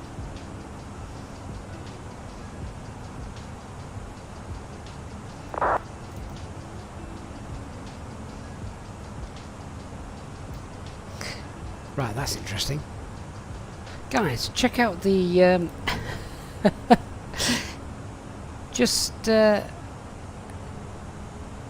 check out the percentage. Oh, it's changed now. It was saying 96%, but the little icon next to it said that it was dead. It also says that the tablet's charging. I'm not sure it is. No, it's not. Now it is. Right, let's have a look. So we took 7.3 tons, which is going to be about half a ton extra, I'm guessing. We'll wait till the operational flight plan loads back in again. Because we took 300 kilograms extra. Contingency is usually for a flight of this length around 200 kilograms. Let's just check that out.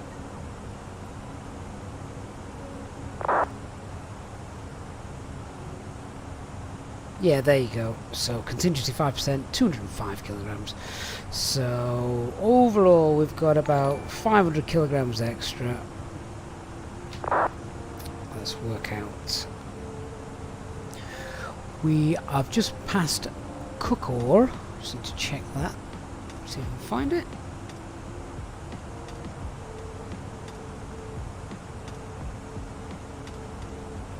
There it is. So 4.3 tons rounded up. So 4.7 we should have. Now we gave ourselves a little shortcut, so we've actually got 4.9.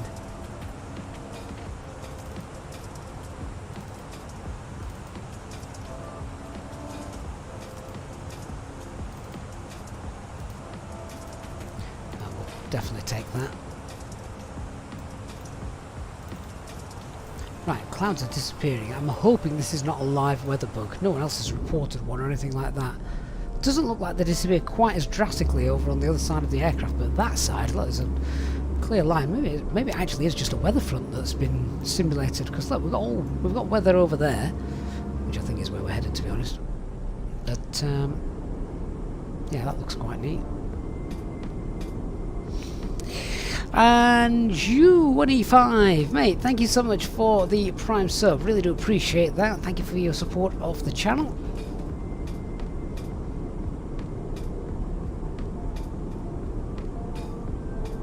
Ace, you've been having fun flying another type of Airbus, the H145 helicopter from the High Performance Group. Great fun to fly, forgiving when set up for beginners, and great to explore. New Zealand VFR. I must admit, I did go through a stage where I really enjoyed flying the helicopter. What I would do is I would sort of take it off, get up to 3,000 feet from somewhere, and then I'd just plump in the I don't know, an airport down south somewhere, or you know, a couple hundred miles away from where I were, and I just hit boom, fly, and off it went, and I'd just leave it on the screen next to me while I was doing some work, just enjoying the views, you know, offline of course, not on VATSIM.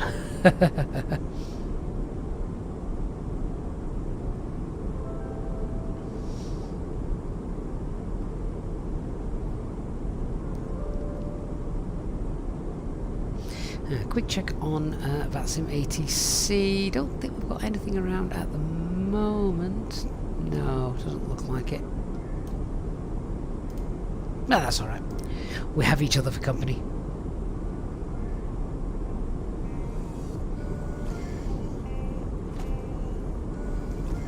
Right, so there's the end of the clouds. So, nice view if you are sat on the left hand side of the aircraft. Do you see that you get it as well? Thank you, mate. I do appreciate that.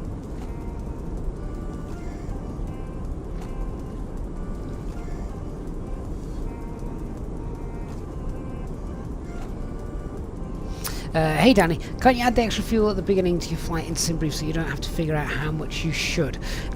Yes, you can. But then when you do that, hang on, let me get this back up for you. So if you did that, so compare this to real world stuff. Go to the operational flight plan here. So that would then come under tankered fuel. Just there. Now if you're tankering fuel, there's got to be a very good reason as to why you're doing it, because, you know, airlines want to know why are you taking extra fuel that you don't actually need. You're making, taking extra fuel does more than one thing. Taking extra fuel obviously means that, well, fuel's expensive, so you're spending more money than you need, and two, you're actually going to burn more fuel for the entire flight because you're going to be heavier, carrying all that extra fuel that you don't really require. So if you're going to tank fuel, you need a really good reason to do it. The most obvious reasons are when you're flying to a destination where the fuel cost is actually quite expensive. So somewhere like Rovaniemi up, you know, in Lapland, it's very expensive up there. So when aircraft fly up there, they tend, if they can, they want to try and tanker as much fuel as possible, so that they're not having to pay the extortionate prices. Basically, people who are far smarter than I am sit there and work out, well, is it going to be more beneficial to tanker fuel, and, you know, our aircraft is going to be really, really heavy, and it's going to burn off more fuel than if we just took what we needed to fly it up there, but then when we get there, it's going to cost us thousands and thousands of pounds of fuel, which one is going to be the lesser of two evils kind of thing. So that's what they work out, and then if you do need to tanker the fuel, then it's popped in there, the little tanker bit. But obviously you're limited by, you don't want to take too much that you're going to exceed your maximum takeoff weight or your maximum landing weight when you get there. So that would that would go in there. Now there's also an additional field there, but again you don't really fill that out, because if you put the, I think if you want to add extra fuel there, again you've got to sort of like justify it to the planners and say, well, why do you need that? What is your reason? And to do all that, I think it's just extra paperwork. So if you say to the guys loading the fuel, like, this is plug fuel, the planned block fuel is 7 ton, but actually just throw in an extra 300 because, you know, for weather or whatever other reason, then they can do that, and the airlines don't really mind, because obviously at the end of the day you're in charge, you are the captain, you are the guy that's in charge of making sure that that's a safe flight. Like today, I was actually struggling for reasons to take any extra fuel, because the weather down in Palma is really nice, and there are occasions where you won't take any extra fuel. I'm just not that brave.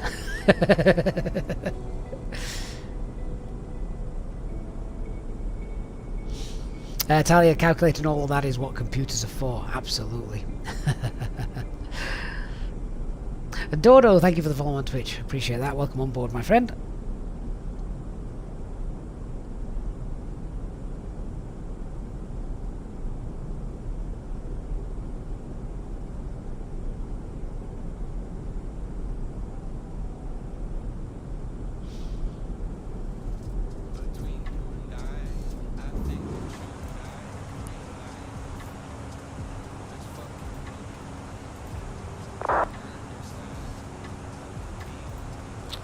not convinced the banner's working now. I'm pretty certain that we're a little bit further along than that orange bar at the top is telling you.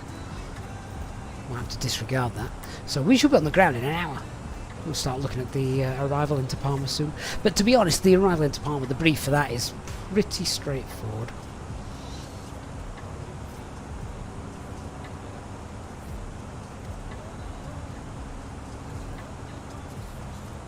Hey Dodo says, probably best to take extra fuel on VATSIM. Oh, absolutely. If you're doing an event, throw in as much fuel as you can. Across the pond in particular. And you'd love to be able to provide some ATC for the arrival, but unfortunately heading out at our arrival time. Oh, mate, that is a shame. But that would have been great. Love some ATC. Would you have also done real ops as well with 24 left currently being closed? We're doing work on that runway at the moment, so... but interestingly enough, I think it said in the note times that they can open it within 60 minutes if a pilot requests it. I mean, that's got to be some request. I mean, who on earth is going to have the balls to do that? Air Force One, perhaps, but everyone else, I'm sure they'd be told, no chance. We're not opening it up for you, little 737 Ryanair.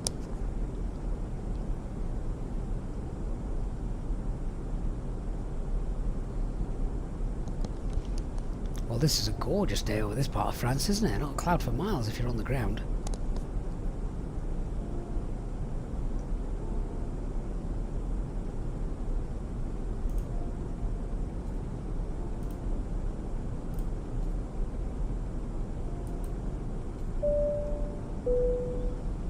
In just a few moments, we'll commence our in-flight service, offering you the chance to purchase from our selection of fresh food available today. Full details can be found in your in-flight brochure. We accept payment in pounds, euros, most major currencies, and debit or credit cards. The correct change would be greatly appreciated, and if we could be of any further assistance, then just ask us as we join you in the cabin shortly. Right, so for those of you who do like to participate, the cabin crew bot is open. You can spend your easy points, and you can earn your easy points as well, just via chatting and or donating. Obviously not compulsory.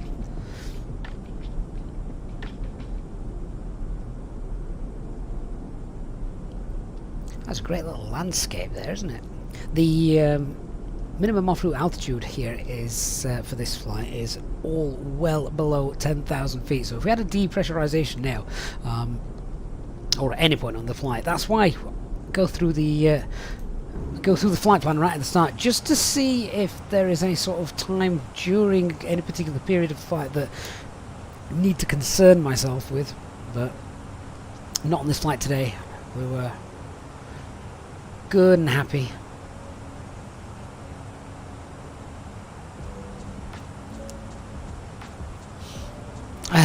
Kittering Farmer says he got to see a real fuel emergency on VATSIM. The guy only had 400 kilograms left as he contacted Frankfurt Tower and requested to land. Well done, Frankfurt Tower. Did they let him actually do it as well? Not all VATSIM controllers will allow emergencies, which I think is... I can understand it being the discretion, and I can absolutely understand it during a big event.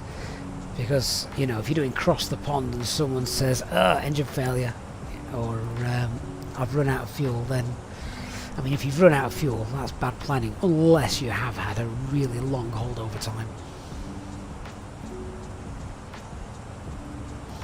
Talia, yeah, in the sim there's always the Star Trek refueling method. Just beam more fuel into the tanks. Yeah, that's right. Can't do that in real life. Well, not unless you're part of the Air Force. Omar, thank you for subscribing. Welcome on board. Yeah, it looks like live weather is absolutely working. It's fine.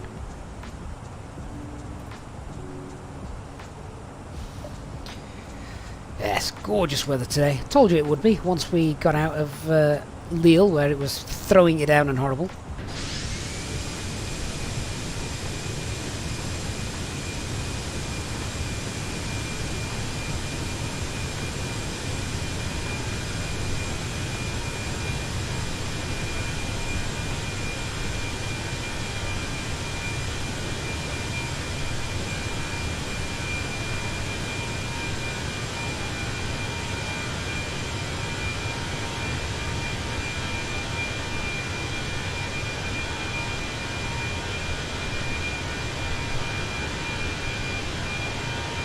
Really is a nice day, isn't it? It's cold though. It's going to get colder over the next day or so.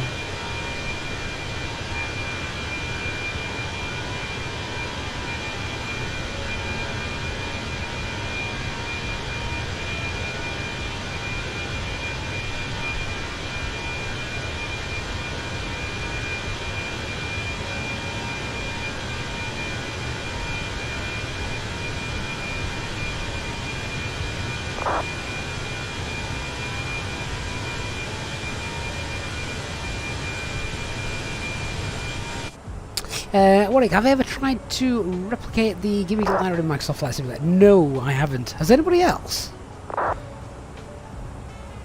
Andrew, my aircraft has had a curry. It's it's steaming.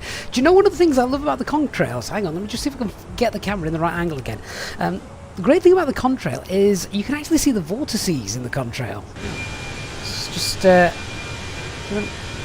show you that.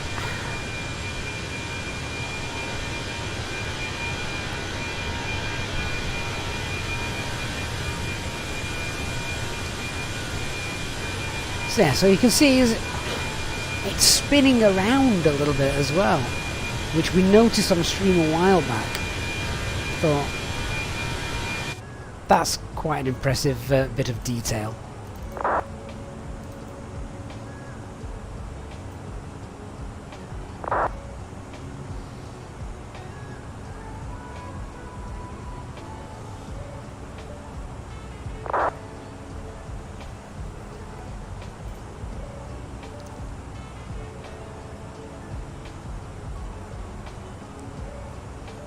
Just looking at all the messages that are being posted on VPilot at the moment, looks like there's quite a few people going into Paris Orly, no ATC, so they're making communications.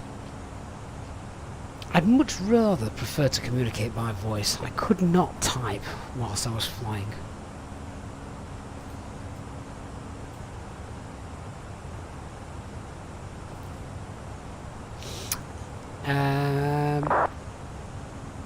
Tally says, want to have a good 767 for Microsoft Flight Simulator, it would be possible to do the Gimme Glider trick. Although not sure if the airfield is in the sim system as the racetrack it is now. I'm sure someone could make a mod for that.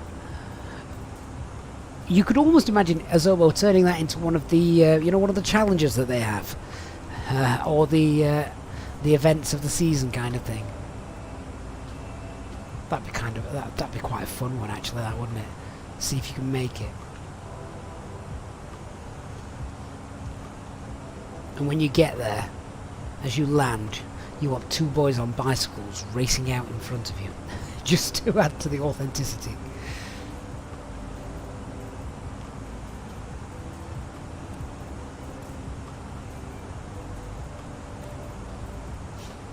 So it's got some aircraft around us coming in on TCAS now, you can see.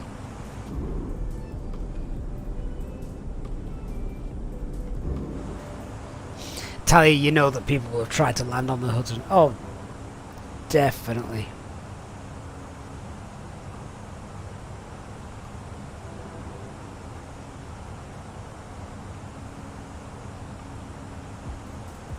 Zero5 on Twitch says the spinning's not due to a vortex effect, but to mask the fact that it's the same smoke texture over and over. So by rotating it, it looks more random, kind of like the two files with one. Oh, okay, I get it. It's just quite lucky then that it actually looks authentic in the way that they've done that. Fair play to them.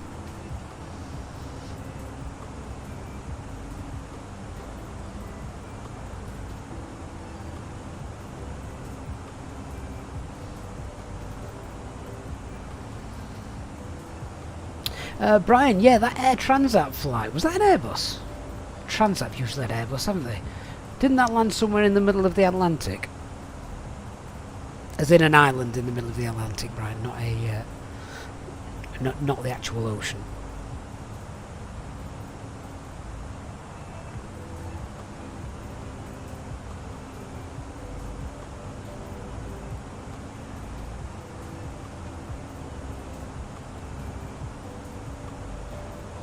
Mix up between kilograms and pounds, yes. Lessons learnt.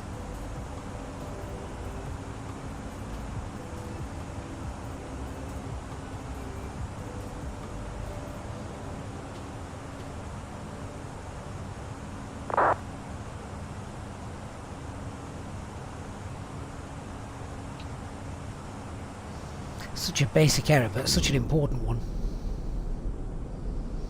Ooh, look at that bridge down there. That looks decent. I have no idea where that is, but how stunning does that look? Anyone recognise that place down there? I have no idea where it is.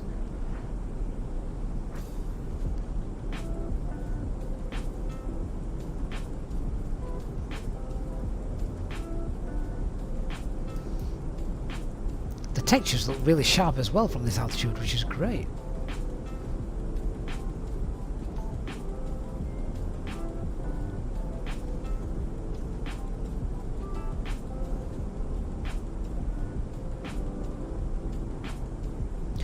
Right, I'm just getting the charts pinned into the tablet, and then we'll start getting some information. Start to prep for the approach. We should be down in, what's the box say? 47. Oh wow, okay, so we'll be down in about 45 minutes. Wonderful.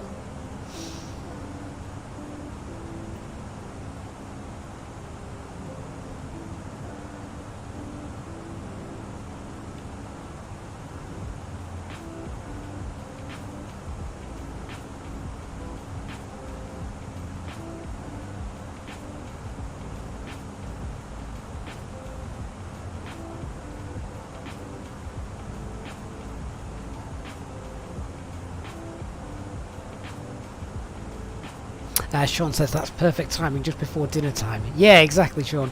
Who knows? I might even land and my dinner will be waiting for me. I doubt that. Andrew, no streaming tonight, I'm afraid. Stubby UK has just said exactly the same thing, just in time for tea and medals. Now, here's a question for those of you here in the UK. I think it only affects those in the UK, but I might be wrong. So, up here in Yorkshire, where I'm from, it's breakfast, dinner, tea. They are the three main meals of the day. Breakfast, dinner, then tea. And occasionally supper. Does anybody else call it that? Or is it breakfast, lunch, dinner? For me, dinner is always the middle of the day meal. Tea is what you have in the evening. I do find it interesting how people, you know, call it different things.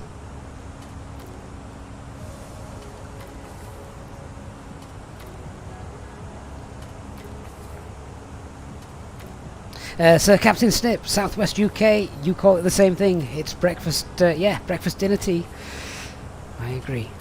Absolutely. Leanne says breakfast, lunch, dinner. Never understand the tea. Whereabouts in the world are you, if you're happy to share that though, Leanne? Are you UK as well? But whereabouts in the UK? Just a rough area, of course. I don't expect a postal address. Brian, same when you lived in Scotland. Breakfast, dinner, tea. Andrew's breakfast, dinner, tea.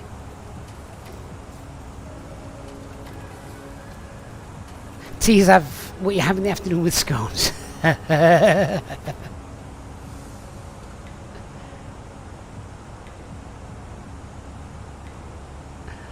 Breakfast, lunch, dinner for Sean. Digital content says it's just food. Leanne, oh, you're Dutch, but you live in Nottingham. Right, okay, fair enough. Stubby says you're in a dump called Cafe. That's not a dump.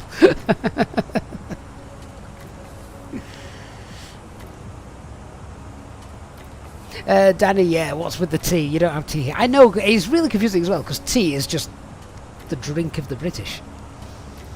Ace, it's breakfast, lunch and dinner for you. Oh, Sean, don't start on Barn Bap or Buppy. It's a bread... Butty, it's a bread cake, for God's sakes. It's definitely a bread cake. Oh, right, let me go through some information on these charts then. So Lores 1 Papa arrival, and we're coming in via the 25 right. Sorry, 24 right, 24 right. So Captain Sip, it's a bread roll. And you, when you were in York, it was always breakfast, lunch and tea, that's it. Tea does make... Do you think tea makes it sound posh? I always thought dinner sounded more posh than tea. Yeah, I did. Alright, let's get out some other information on here, we'll sort it. Brian says in the USA it's breakfast, brunch, lunch, afternoon, tea, dinner and supper. I like it. Right, why's my chart not loading? I want my ILS Zoom chart to come up, please. There we go. Right, so we've got transition altitude, 6,000 feet, platform altitude for this approach, although we normally capture the glide slope a lot higher out than getting down to the platform, which is 27, but it's worth noting the platform altitude, very important in case we're above the glide slope. We have to do the above the glide slope capture, so the glide slope capture from above procedure, we know what we can get down to before we have to go. Yeah, it's not working. Right, MSA is as we're coming in, yeah, so have a look at that. We've got 7,000 and 5,500. You can see that top right corner of your screen. That's because of the terrain. We get quite close to that, so that's why I said if you can choose your seat on this flight, make sure you're on the right hand side of the aircraft. Visibility, we know is 10 kilometers or more, so it's going to be the usual ILS Cat 1. Runway visual range well above 550 meters, so decision altitude is 224. We've got ILS is Papa Alpha Alpha, track 237. Elevation is 8. Missed approach straight out on the Saint-Jean VR 4,000, straight out on runway track, climb out 4,000 feet. Works for me.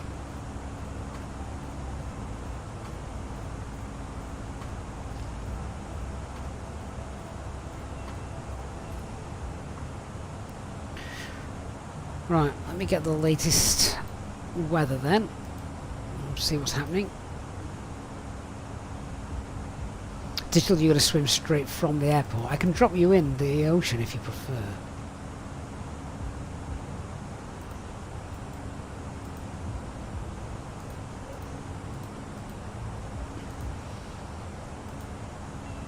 Can anyone hear First Officer George?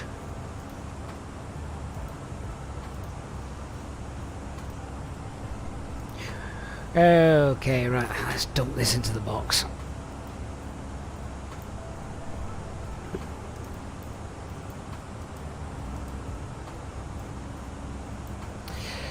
So QNH is 1010.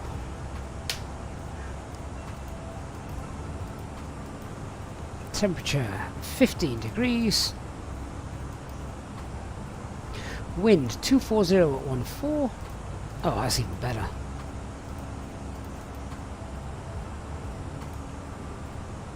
Transition altitude 6,000 feet. Minimums 224. Yeah, Joe, I think someone's just knocked on the door for some reason. My cabin crew will sort it. I mean, it's quite impressive knocking on the door at 37,000 feet. Yeah,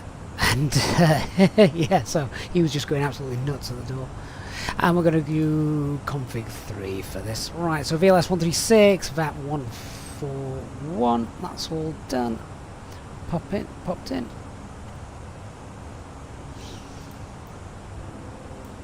Terrain radar on.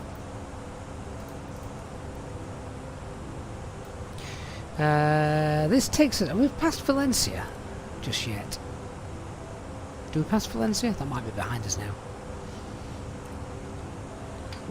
We might not have gone past Valencia, but you get a gorgeous view of Valencia on the coast here, sat on the left hand side, which looks great when you're flying down this side of Spain. Hey, Apollo 747, will I do another flight after this? I'm afraid not, mate. Just time for the one today, unfortunately.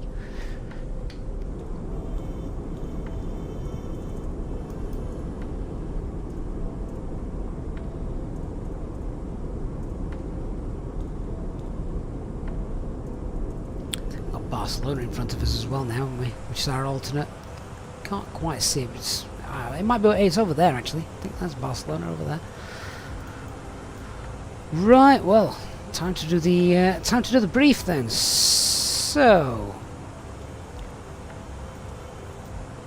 we're still flying over France. Are you sure? No, we're not. We've got Girona in front of us. Pretty certain we're not over France. We're definitely not over France. Should we just confirm? Should we just confirm this? Hang on.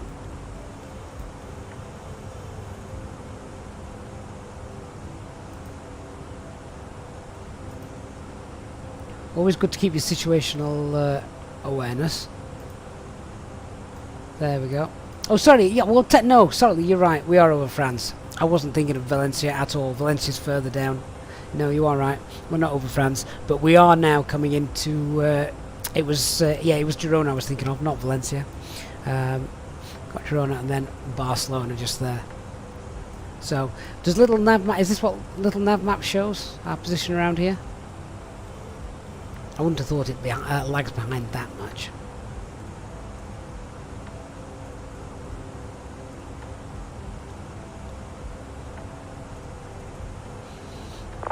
Yeah, I just confused Girona with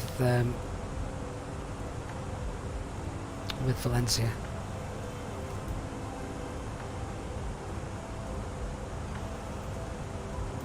Anyway, on to the brief. So as always, we start with a want brief. The weather, which we've just got. Yeah, it's gorgeous. So no concerns. We've got a nice headwind, 14 knot headwind as we come into land. Few clouds, 2,000 feet, 15 degrees. Conditions 1010. So let's go. And we'll set that now.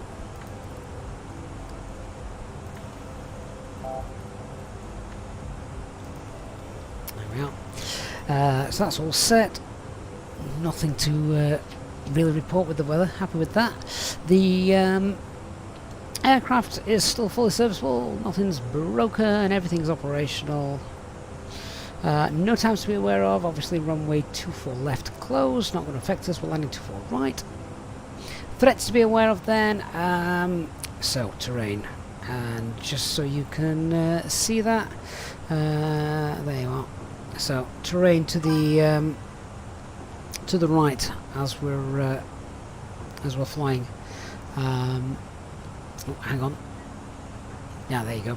Yeah, terrain just to the north of us as we're coming in, so it's just worth noticing. I mean, we know Palma De Mallorca. We've been several times. I'm sure you guys have as well in the sim or in real life. But yeah, you've got high terrain to the north of the field, topping out about 4,700 feet, as you can see just right at the top of the chart. That's obviously what we need to avoid as we're coming down. But the approach keeps us clear of that. We just need to be aware of it. Weather's going to be fine and clear anyway. We're obviously flying in the daytime, not too much cloud around, so VMC. But that's what we need to be aware of. Yeah, so that's probably the biggest threat. Okay, so we are expecting the Glorious 1 Papa arrival, and we're coming in on runway 24 right. The tablet seems a bit slow today, so I'm going to get rid of that. And bring it up on here. There it is. Yeah, so coming in from Laura's, and we'll get ourselves down nice and safe. Lowest we can get down to is flight level 70. Again, that though is usually when you're in IMC. We're not going to be in IMC today, so it's fine. But that's what we'll dial into the FCU. We've got no air traffic control around, so we'll get ourselves down 7,000 feet. And I think we can actually get to 5,000 by the Pollenza VOR, so that's fine.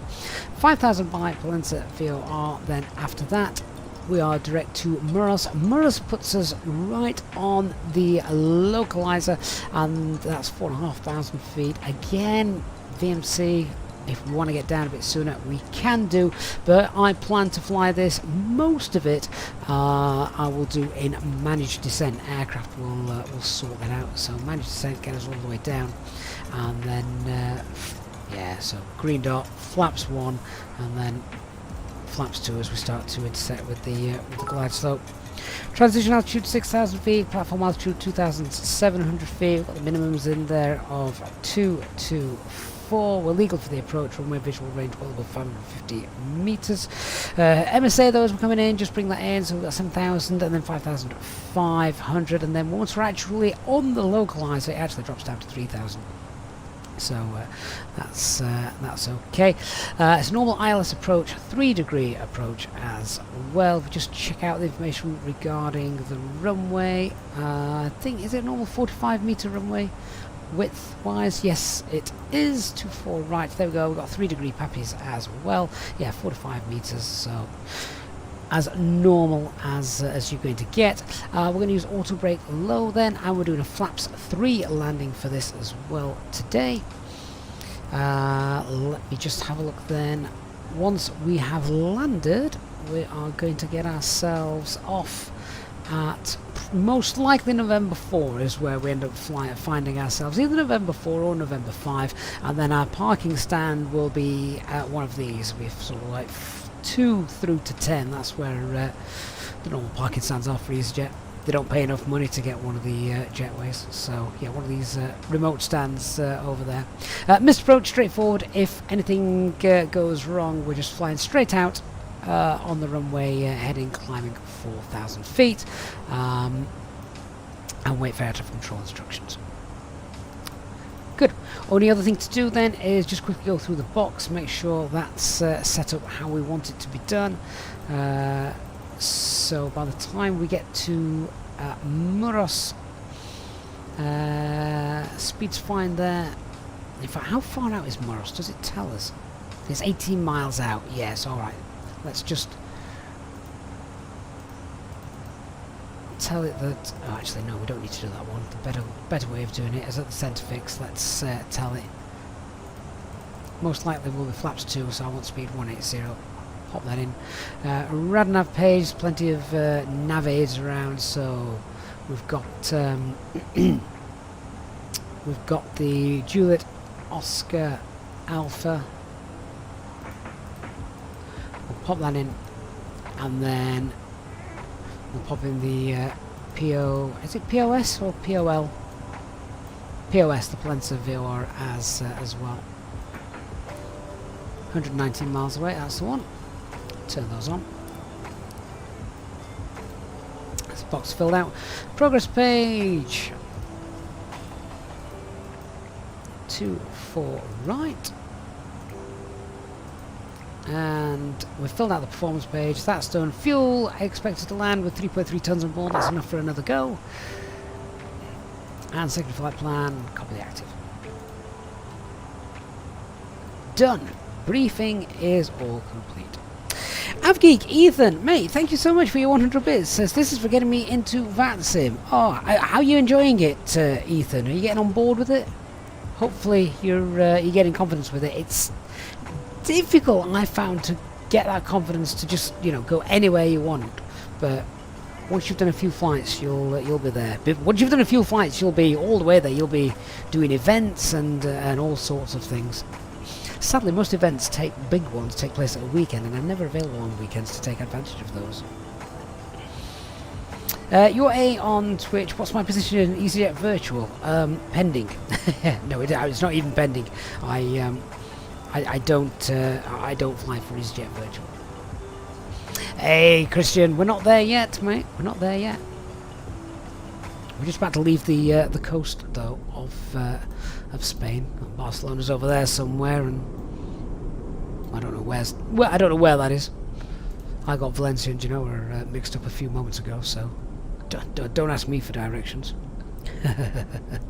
Avgeek Ethan, you're loving it. You're very confident with it now. Excellent. Really glad that.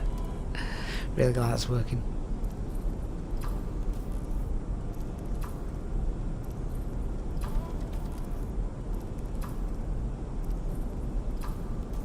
Hey Talvin, Good to see you. Cousins! Yeah, just listen to the ATC there. Flew into Queenstown yesterday, beautiful approach. Oh, that was a gorgeous flight that we did on stream a couple of weeks back. But imagine doing that approach when you can't see all the terrain around you. You know it's there, but you can't see it.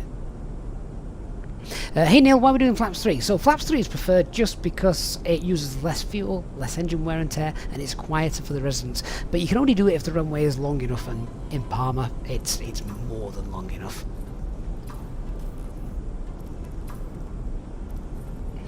Hey Christian Togo, yeah, we're just passing Barcelona. It's just down there, I think, somewhere. Pretty much looking at it, I believe.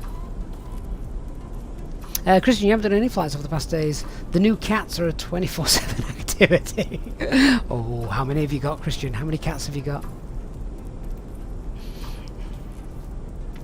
If you've enjoyed the stream this afternoon, guys, then please do hit the like button. It does make a big difference to the channel as well, so if you haven't already done that, then please do consider it. Christian, I'll wave back, mate. Yeah, there you go. A little wave for you.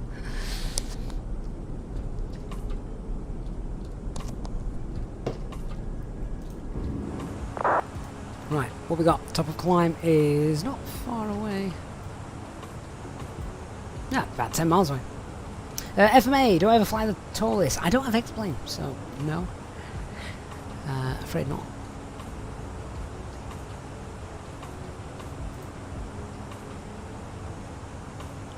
We should have flown to Madrid. Madrid has got ATC online. Madrid, that's another airport with just a massive taxi, depending on where you're parked and flying from. Danny, anything you need to consider or think of when doing flap 3 landing? Just a landing performance calculation. That's basically it. Make sure you can stop, because it is going to take longer for you to stop, because your VAP speed is your approach speed is higher. But other than that, no.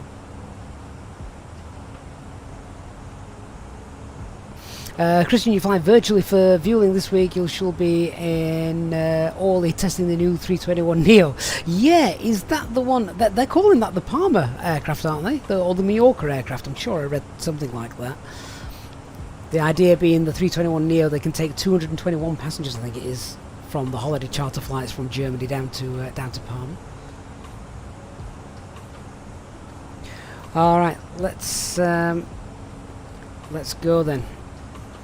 Down to I'm going to code in start. Whoops, code in start. We're going to get down to flight level 70. So leave it manage descent. There we go. Thrust idle, descent 70 blue. We're nearly at your holiday destination. Ladies and gentlemen, from the flight deck once again, you will be delighted to hear that we will shortly be starting our descent into our destination, at which point the cabin crew will start preparing for our arrival. If you could please make sure that all the aisles are clear and the cabin crew are able to make their way around the aircraft without any luggage in the aisles, that would be most appreciated. A reminder for our Easyjet pilot members that free drinks are still available from the cabin crew until the seatbelt signs are turned off. Please note, however, that the toilets will shortly go out of use. Thank you. Right, on the way down. Sunglasses at the ready, Christian, indeed. The Edge 1231. So with self-loading cargo, make sure that you tick this box. So if you go to the settings, where is it? Is it in features? Yeah, this automatically open doors when starting flight. Make sure that is unticked. Otherwise, self-loading cargo tries to control the doors. Doesn't always work, as you've discovered. So you should be all right once that's done. Libby, you've just flown out of Palma on VATSIM. Fantastic, Libby. Which runway did you depart off? Just out of interest.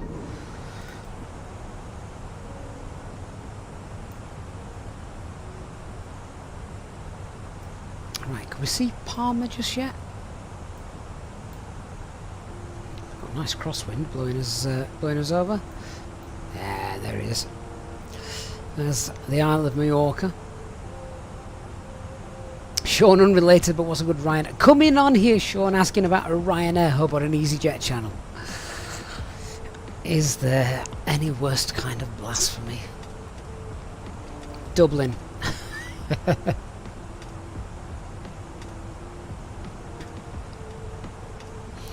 Libby heading back to Manchester. That is a good flight.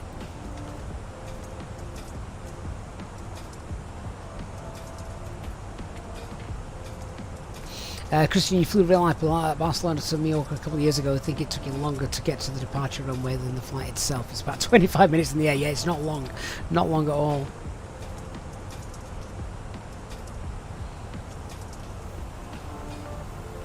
Hey Rob A320, if you had to divert because of a medical emergency on board, are the en route alternates the same that you divert to in case of an ASP? Oh no Rob, if you've got something like that, then you get down wherever you can. I mean, you don't want to get down on a tiny little place that hasn't got a decent hospital or medical staff standing by. You know, if you can get into a decent city, then that's the job. But you don't have to stick to your pre-designated alternates. No, you go where you can.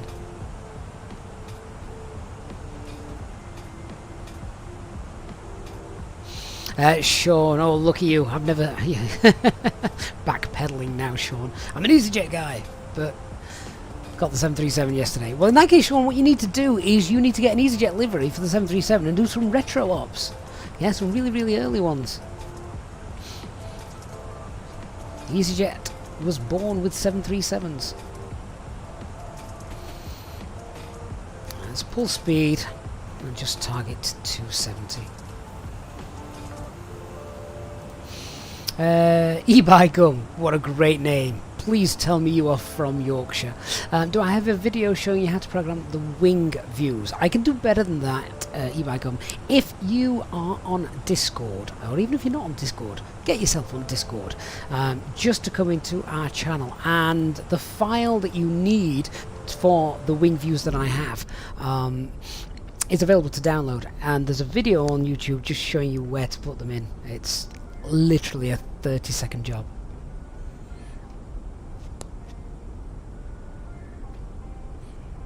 Oh, Christian, the TV series was epic. What was it called? It was Airline, wasn't it? And they had Come Fly With Me as the theme tune.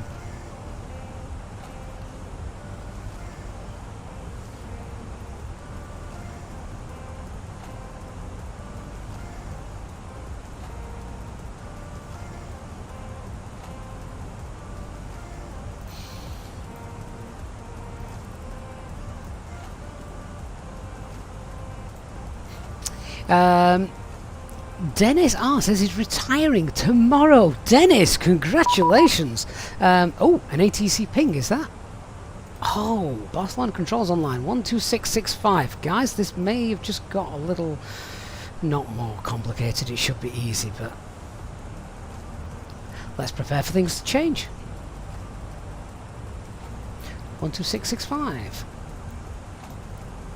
Barcelona Centre, Alpine 34 Alpha Mike, passing flight level 250, flight level 70, inbound Lores. Alpine 34 Alpha Mike, buenos días, Squawk 6206.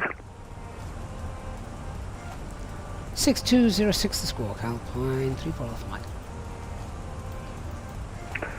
Japan 2605, radar contact, Sargo 4 Foxtrot for ILS Yankee approach, runway 19er. Sargo 4 Foxtrot for the ILS Yankee 19er, view over 2605. Alpine 34 Alpha Mike, identified, descend flight level 150, Loris 1 Papa, expect ILS will approach, runway 24, information Foxtrot. Descend flight level 150, Lores 1 Papa, and expect ILS Zulu 24 right, Alpine 34 Alpha Mike. ILS runway 24 left. 24 left is currently closed. Roger, if you want, runway 24 right will be available for you. Many thanks, expect ILS Zulu runway 24 right for Alpine 34 Alpha Mike. Control, 150 blue. 9712, we report level 350 inbound real. 9712, hello, set Squawk 6207. 6207, 9712. I promised you guys 24 right for a nice close-up approach. Didn't want to lose that. Libby, yeah, have to use Navigraph. 6 Victor Golf, inbound Lunik, flight level 3 at 016 Victor Golf, flow identified.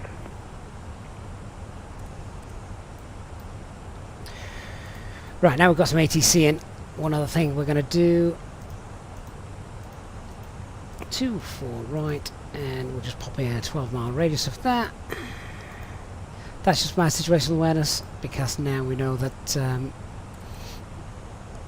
if we cross there about 4,000 feet, that's where we should pick up the glide slope nicely.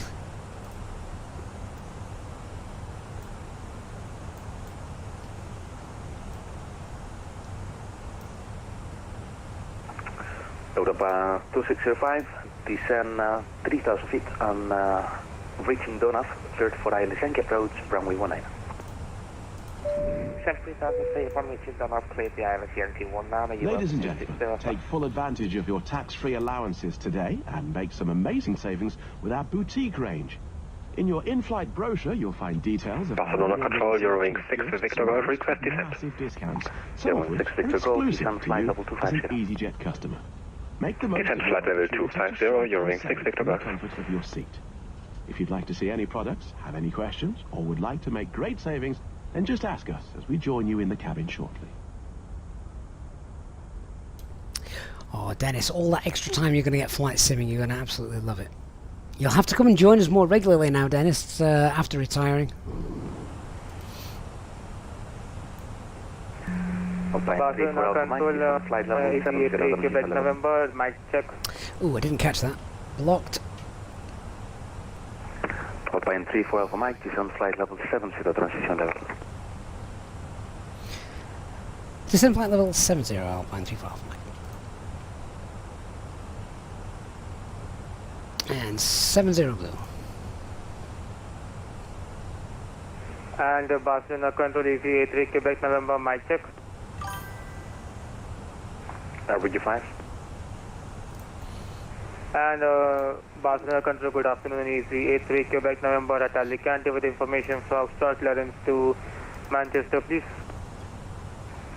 EC3 Quebec November, slow clear to Manchester. Okay, just reduce the speed now to 250 knots, and we've got constraints on there, which we will follow, as we're told. Charlie, runway 28. Told otherwise. 6211.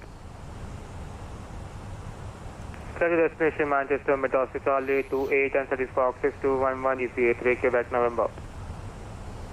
Correct.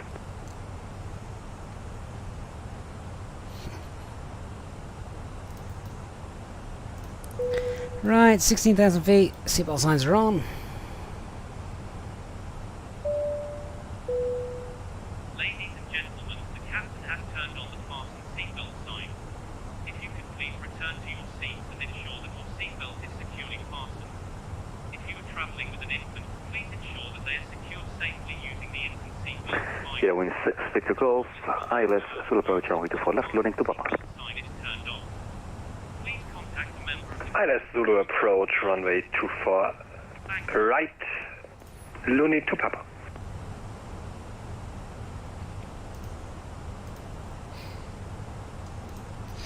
Right, I'm just going to go through stable. And Easyjet, Oh, Quebec, descent. November, is requesting taxi.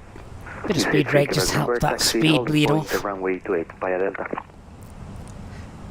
Get under the profile a little Taxi bit holding point as number 28 well. by Delta, Easyjet, Quebec, November. And requesting intersection Charlie 5 for departure. Approved. Fredville and Sifa456, thank you for the follow, guys. Copy, Hope you're thank well. Hey, 747 Dan, good to see you.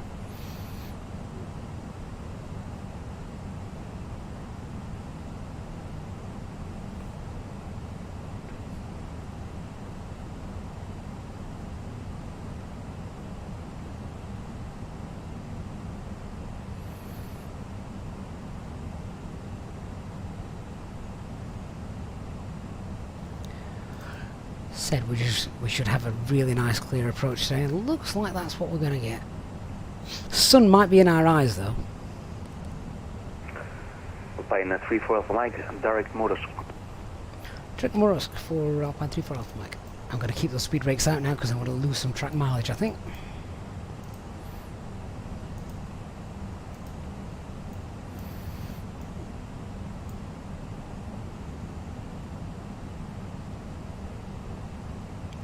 actually looks like we're all right.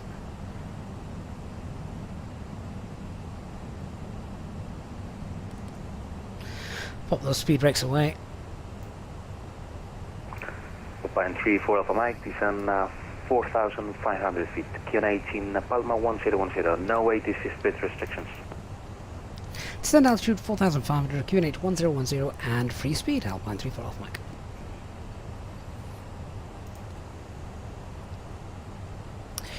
$4,000 blue, open descent still. Let's get the lights on. And the approach checklist. So, BRF QNH 1010 set. Seatbelt signs are on. Minimum 224. Auto brake low, and the EFB is stowed. Eurowing 6 Victor Golf. Hey, Dark. How you doing, mate? Good timing. ALS, or do you need a 360 in present position? Requesting 360 to lose the altitude, US 2605. Roger, call me back on the localizer. Papa Alpha Alpha identified. 360 will call you on the localizer, US 2605.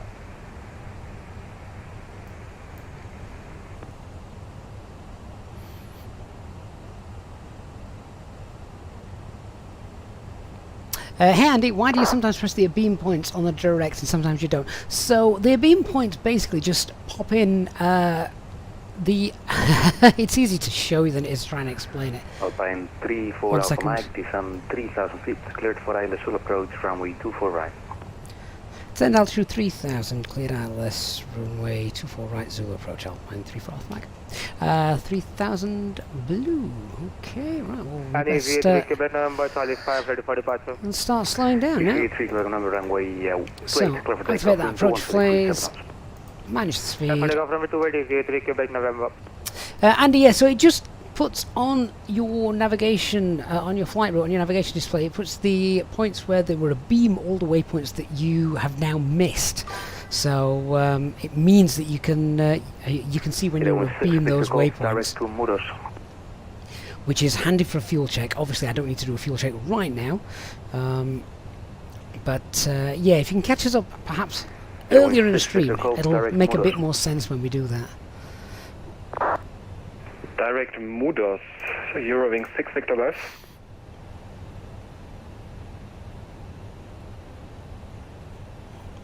Right, so Alglide Slope Lock Blue Cat 3 Dual Autopilot 1 and 2. That's green dot speed. Down we go.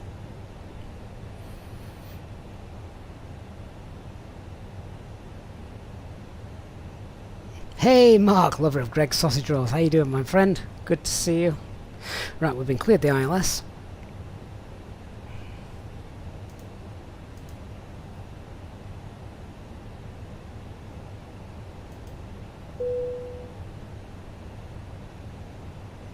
Cabin crew, please prepare the cabin for landing.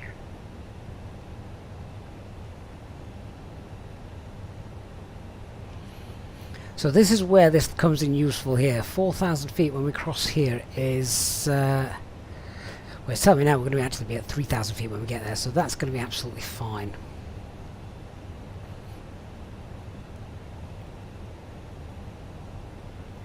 Should get lock start in a moment. We're 18 miles out as expected. Eddie's LED, welcome on board, just in time for us to land. Here it comes. Captain HMV, you have made it just in time. Told you the sun's going to be in our eyes. There we go, lock start. Eurowing 6 Victor Golf, descend 5,000 feet, no ATC speed restrictions. Descend 5,000 speed, no speed descend 5,000 feet, no speed restrictions, Eurowing 6 Victor Golf. Europa 2605, runway 19 clear to land, wind 193 knots. Your tray table must be stowed, armrest down, and window blind open. You now need to be seated with your seatbelt fastened. 16 miles out. November is passing 2000 for 6000 with hospital departure. Magazines that you do not want to Easyjet take. Quebec number identified, The climb toilets flight are no level longer in 247. service. There we are, we're below the glide. Climbing flight level 240 Easyjet 3 Quebec November. So VS 700.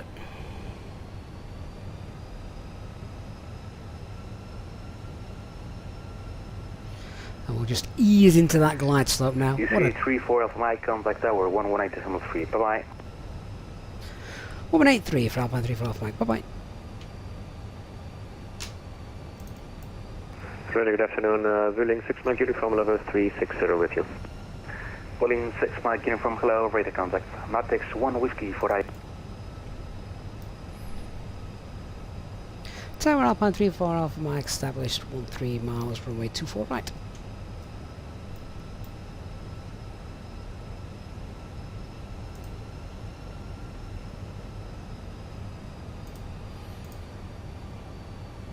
Okay, flaps 1, speed's checked, flaps 1.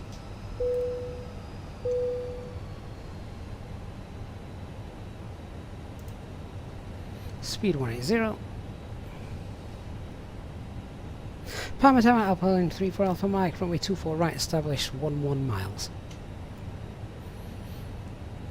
Where is my tower controller?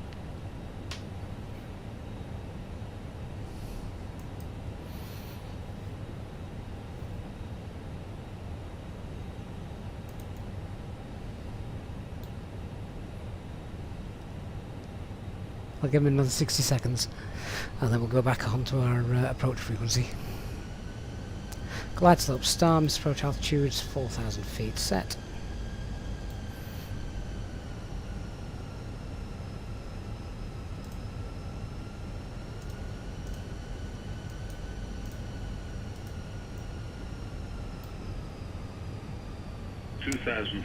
Tower Alpine 3 for Alpha Mike, radio check.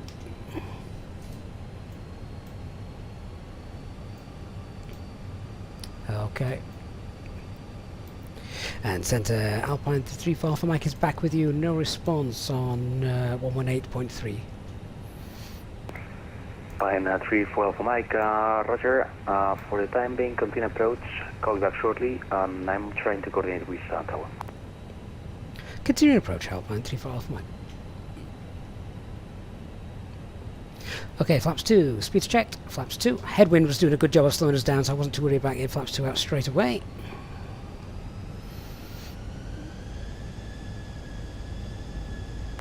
Alpine 3 for Alpha Mike, runway 24 right, clear to land, wind 25 degrees, 13 knots. Clear to land, runway 24 right, Alpine 3 for Alpha Mike. Right, there's our landing clearance. Wind 6, expect to go, descend 3,000 feet, cleared for ILS, runway 24 right. Descent 3,000 feet, cleared ILS, runway 24 right, Eurowing 6 Victor Golf. Right, 6 miles, gear down on the spoilers. Manage the speed. Let's get our lights all set and on. Flaps 3, speed's checked, flaps 3. Landing checklist, cabin secured, go around altitude 4,000 feet, set ECA memo, landing no blue. So shouldn't need too much flair with this. We're on flaps 3 landing and yeah, it's 1,000 feet. Flaps 3 landing and we've got a nice headwind, so just a little ease back should do the job nicely.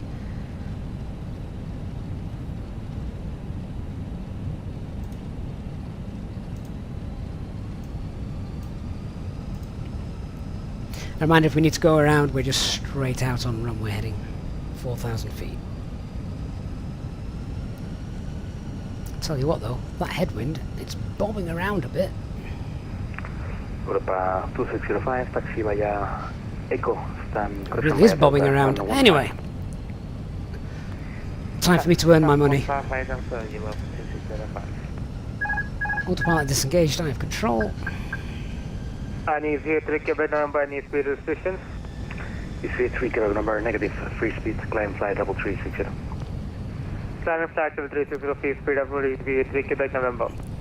Get back on that glide. 2 whites, 2 reds.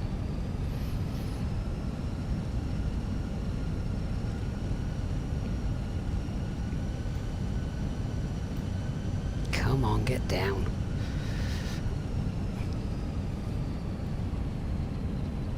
.500. Stable.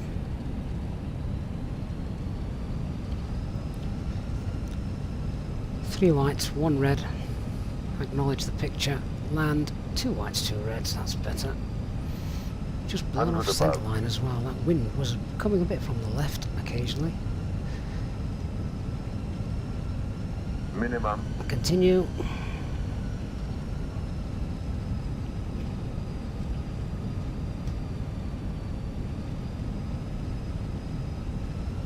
$50, $40, $30, $20. Retard.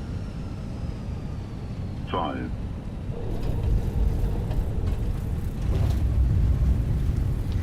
Spoilers deployed. Reverse green. Decel.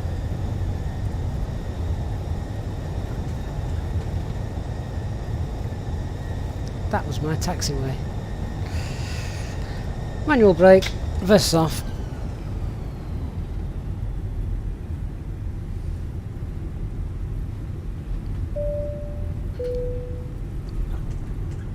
Ladies and gentlemen, the cabin crew will shortly be leaving their seats to perform safety-related duties. However, Tower we ask 118 that you remain seated until the Contact Tower 118.3. Thanks for the service. Bye. Portable electronic devices for messaging, calls, or internet access may now be used. Alpine 34 Please make Mike, sure that you contact take all your personal 118.3. belongings Bye-bye. with you. Check 118.3, thank you for the underneath help and the seat service, Alpine and in 34. the Bye-bye. overhead lockers. Do take care when opening the lockers in case anything falls out. Smoking is not permitted until you reach a designated smoking area. On behalf of the Are you looking at captain parking crew, today? it has been our pleasure looking after you today. Our ground crew will help you complete your Easyjet journey. Tower Alpine For the latest 34 news, off my promotions, vacated runway flight and 24. destination information. check 34 out Alpha our Mike, official Roger. Easyjet Welcome to Palma. Where are you looking at parking for? Easyjet app. We can take stands 2 through till 10. Roger. Okay, let's do it simple. Would you stand 5 via Delta? Stand 5 via Delta Alpine 34 Alpha Mike.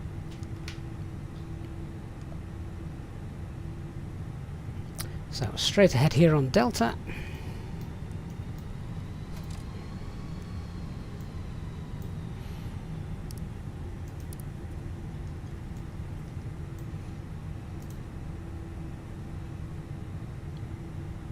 And stand 5 should then just be off to our left almost straight away.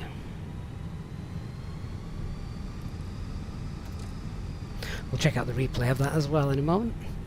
What was the landing rate? Self-loading cargo said 244, which is absolutely fine. Dan, the overlay, said 264. That's probably the most they've ever agreed, to be honest. Right, where did you say? Stand 5.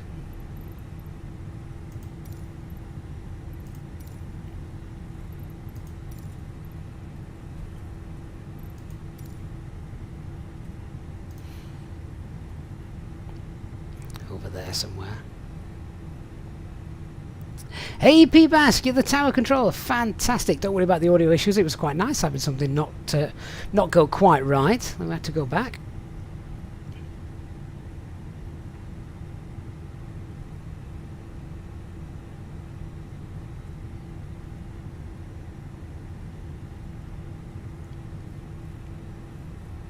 Right, we'll check out the replay in a couple of moments once we've got in. We'll have to come off VATSIM for that, of course.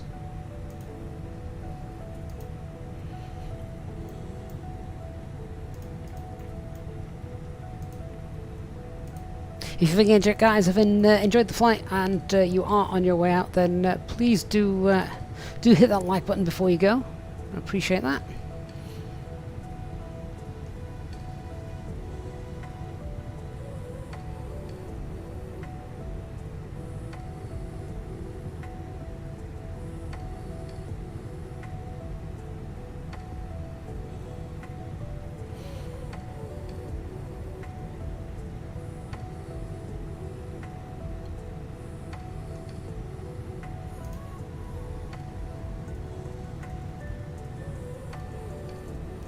At least this way, if we get an engine fire, we are in the best possible place.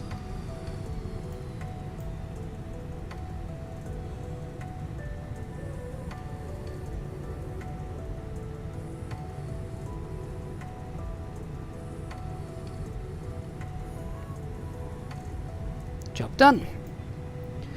Beautiful. Right, I'm not going to shut any of the engines down just because... Okay, you can stop waving. I'm going to leave the engines running just because then we want to check out the replay. So...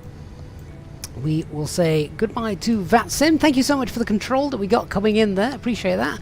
Let's just disconnect off there.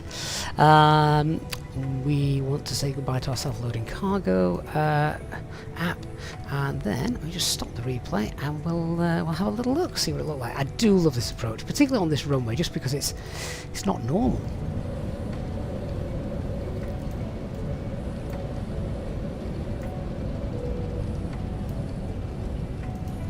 Alright, there we go. We'll check that out.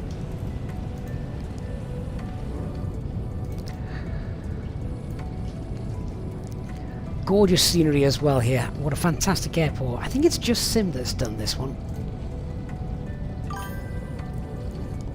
Gary Duffy, thank you for subscribing. Cynthia, you were there on stand 118. Oh, awesome. Oh, Pack Andrew, thank you for being with us, mate. See you soon. P-Bask, no more flights today, I'm afraid, P-Bask. I just don't have time for any more, sadly. But really cool that he came in on tower to bring us in, because, yeah, it just makes it a lot more realistic when we've got it there. So do appreciate that. It's always windy. Oh, when I say windy, I don't mean, you know, awful weather, but you can see how it's not smooth skies, is it? We've got the terrain to the north of the field there, so it's just whipping some things up. It's not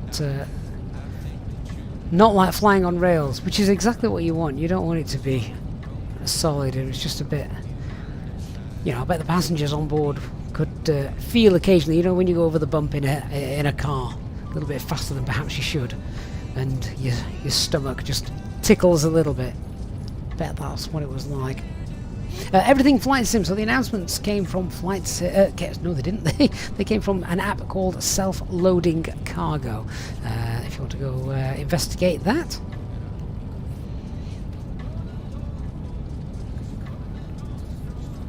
Yeah, you can see how hard it was having to work to control the aircraft just by seeing the roll spoilers. Motorway looks good with the cars on there, doesn't it? That looks really neat.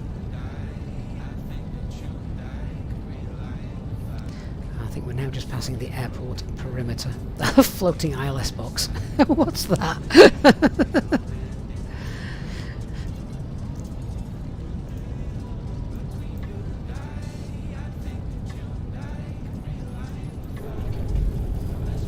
Oh, it's a gorgeous touchdown, that. Nothing wrong with that.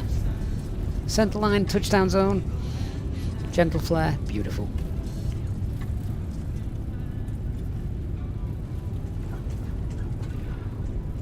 Well, let me go and check the other wing view. For those of you who are sat at the other side, it's only fair.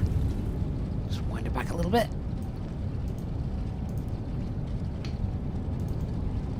Such clear textures here in Palma.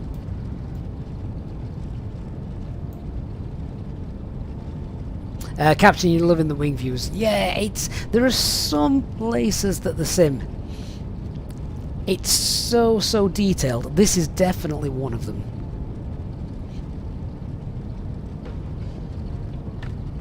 Of course, it has benefited from a world update in the past year or so.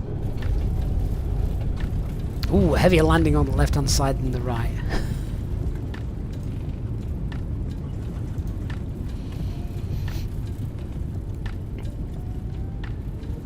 Spoilers were a bit slow to respond there, weren't they?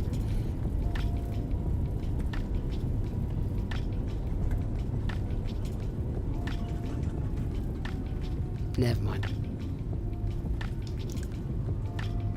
Oh, well guys, thank you so much. I hope you've enjoyed the last 3 hours with us as we departed the awful weather in Lille, wet and miserable. And look at the gorgeous weather here in Palma. What a beautiful way to spend a Monday afternoon. No better way indeed. Thank you so much for your company over the last 3 hours. Always great to have you guys on board. Not sure when the next live stream will be, but of course, if you are on our Discord server, then do make sure you get yourselves or rather if you're not on our Discord server, do make sure you get yourself into our Discord server, and then you'll be able to keep up to date with when the next streams will be available. Thank you so much for watching, guys. I'm going to leave you with this final replay. Great to have you company this afternoon. Big shout out to all our Easyjet Sim Pilot channel members as well. Thank you for your continued support. Really generous of all of you, and I truly do. I truly am thankful to each and every one of you for the support you show the channel. Thank you so much, everyone. I'll look forward to seeing you all on the next one, whenever that will be. Thanks so much, guys. Bye bye.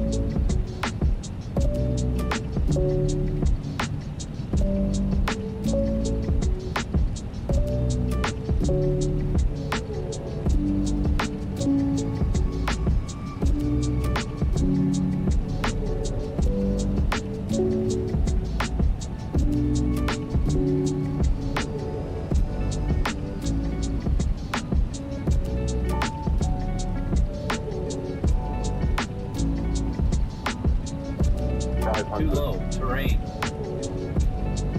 Too low, terrain. Too low, terrain.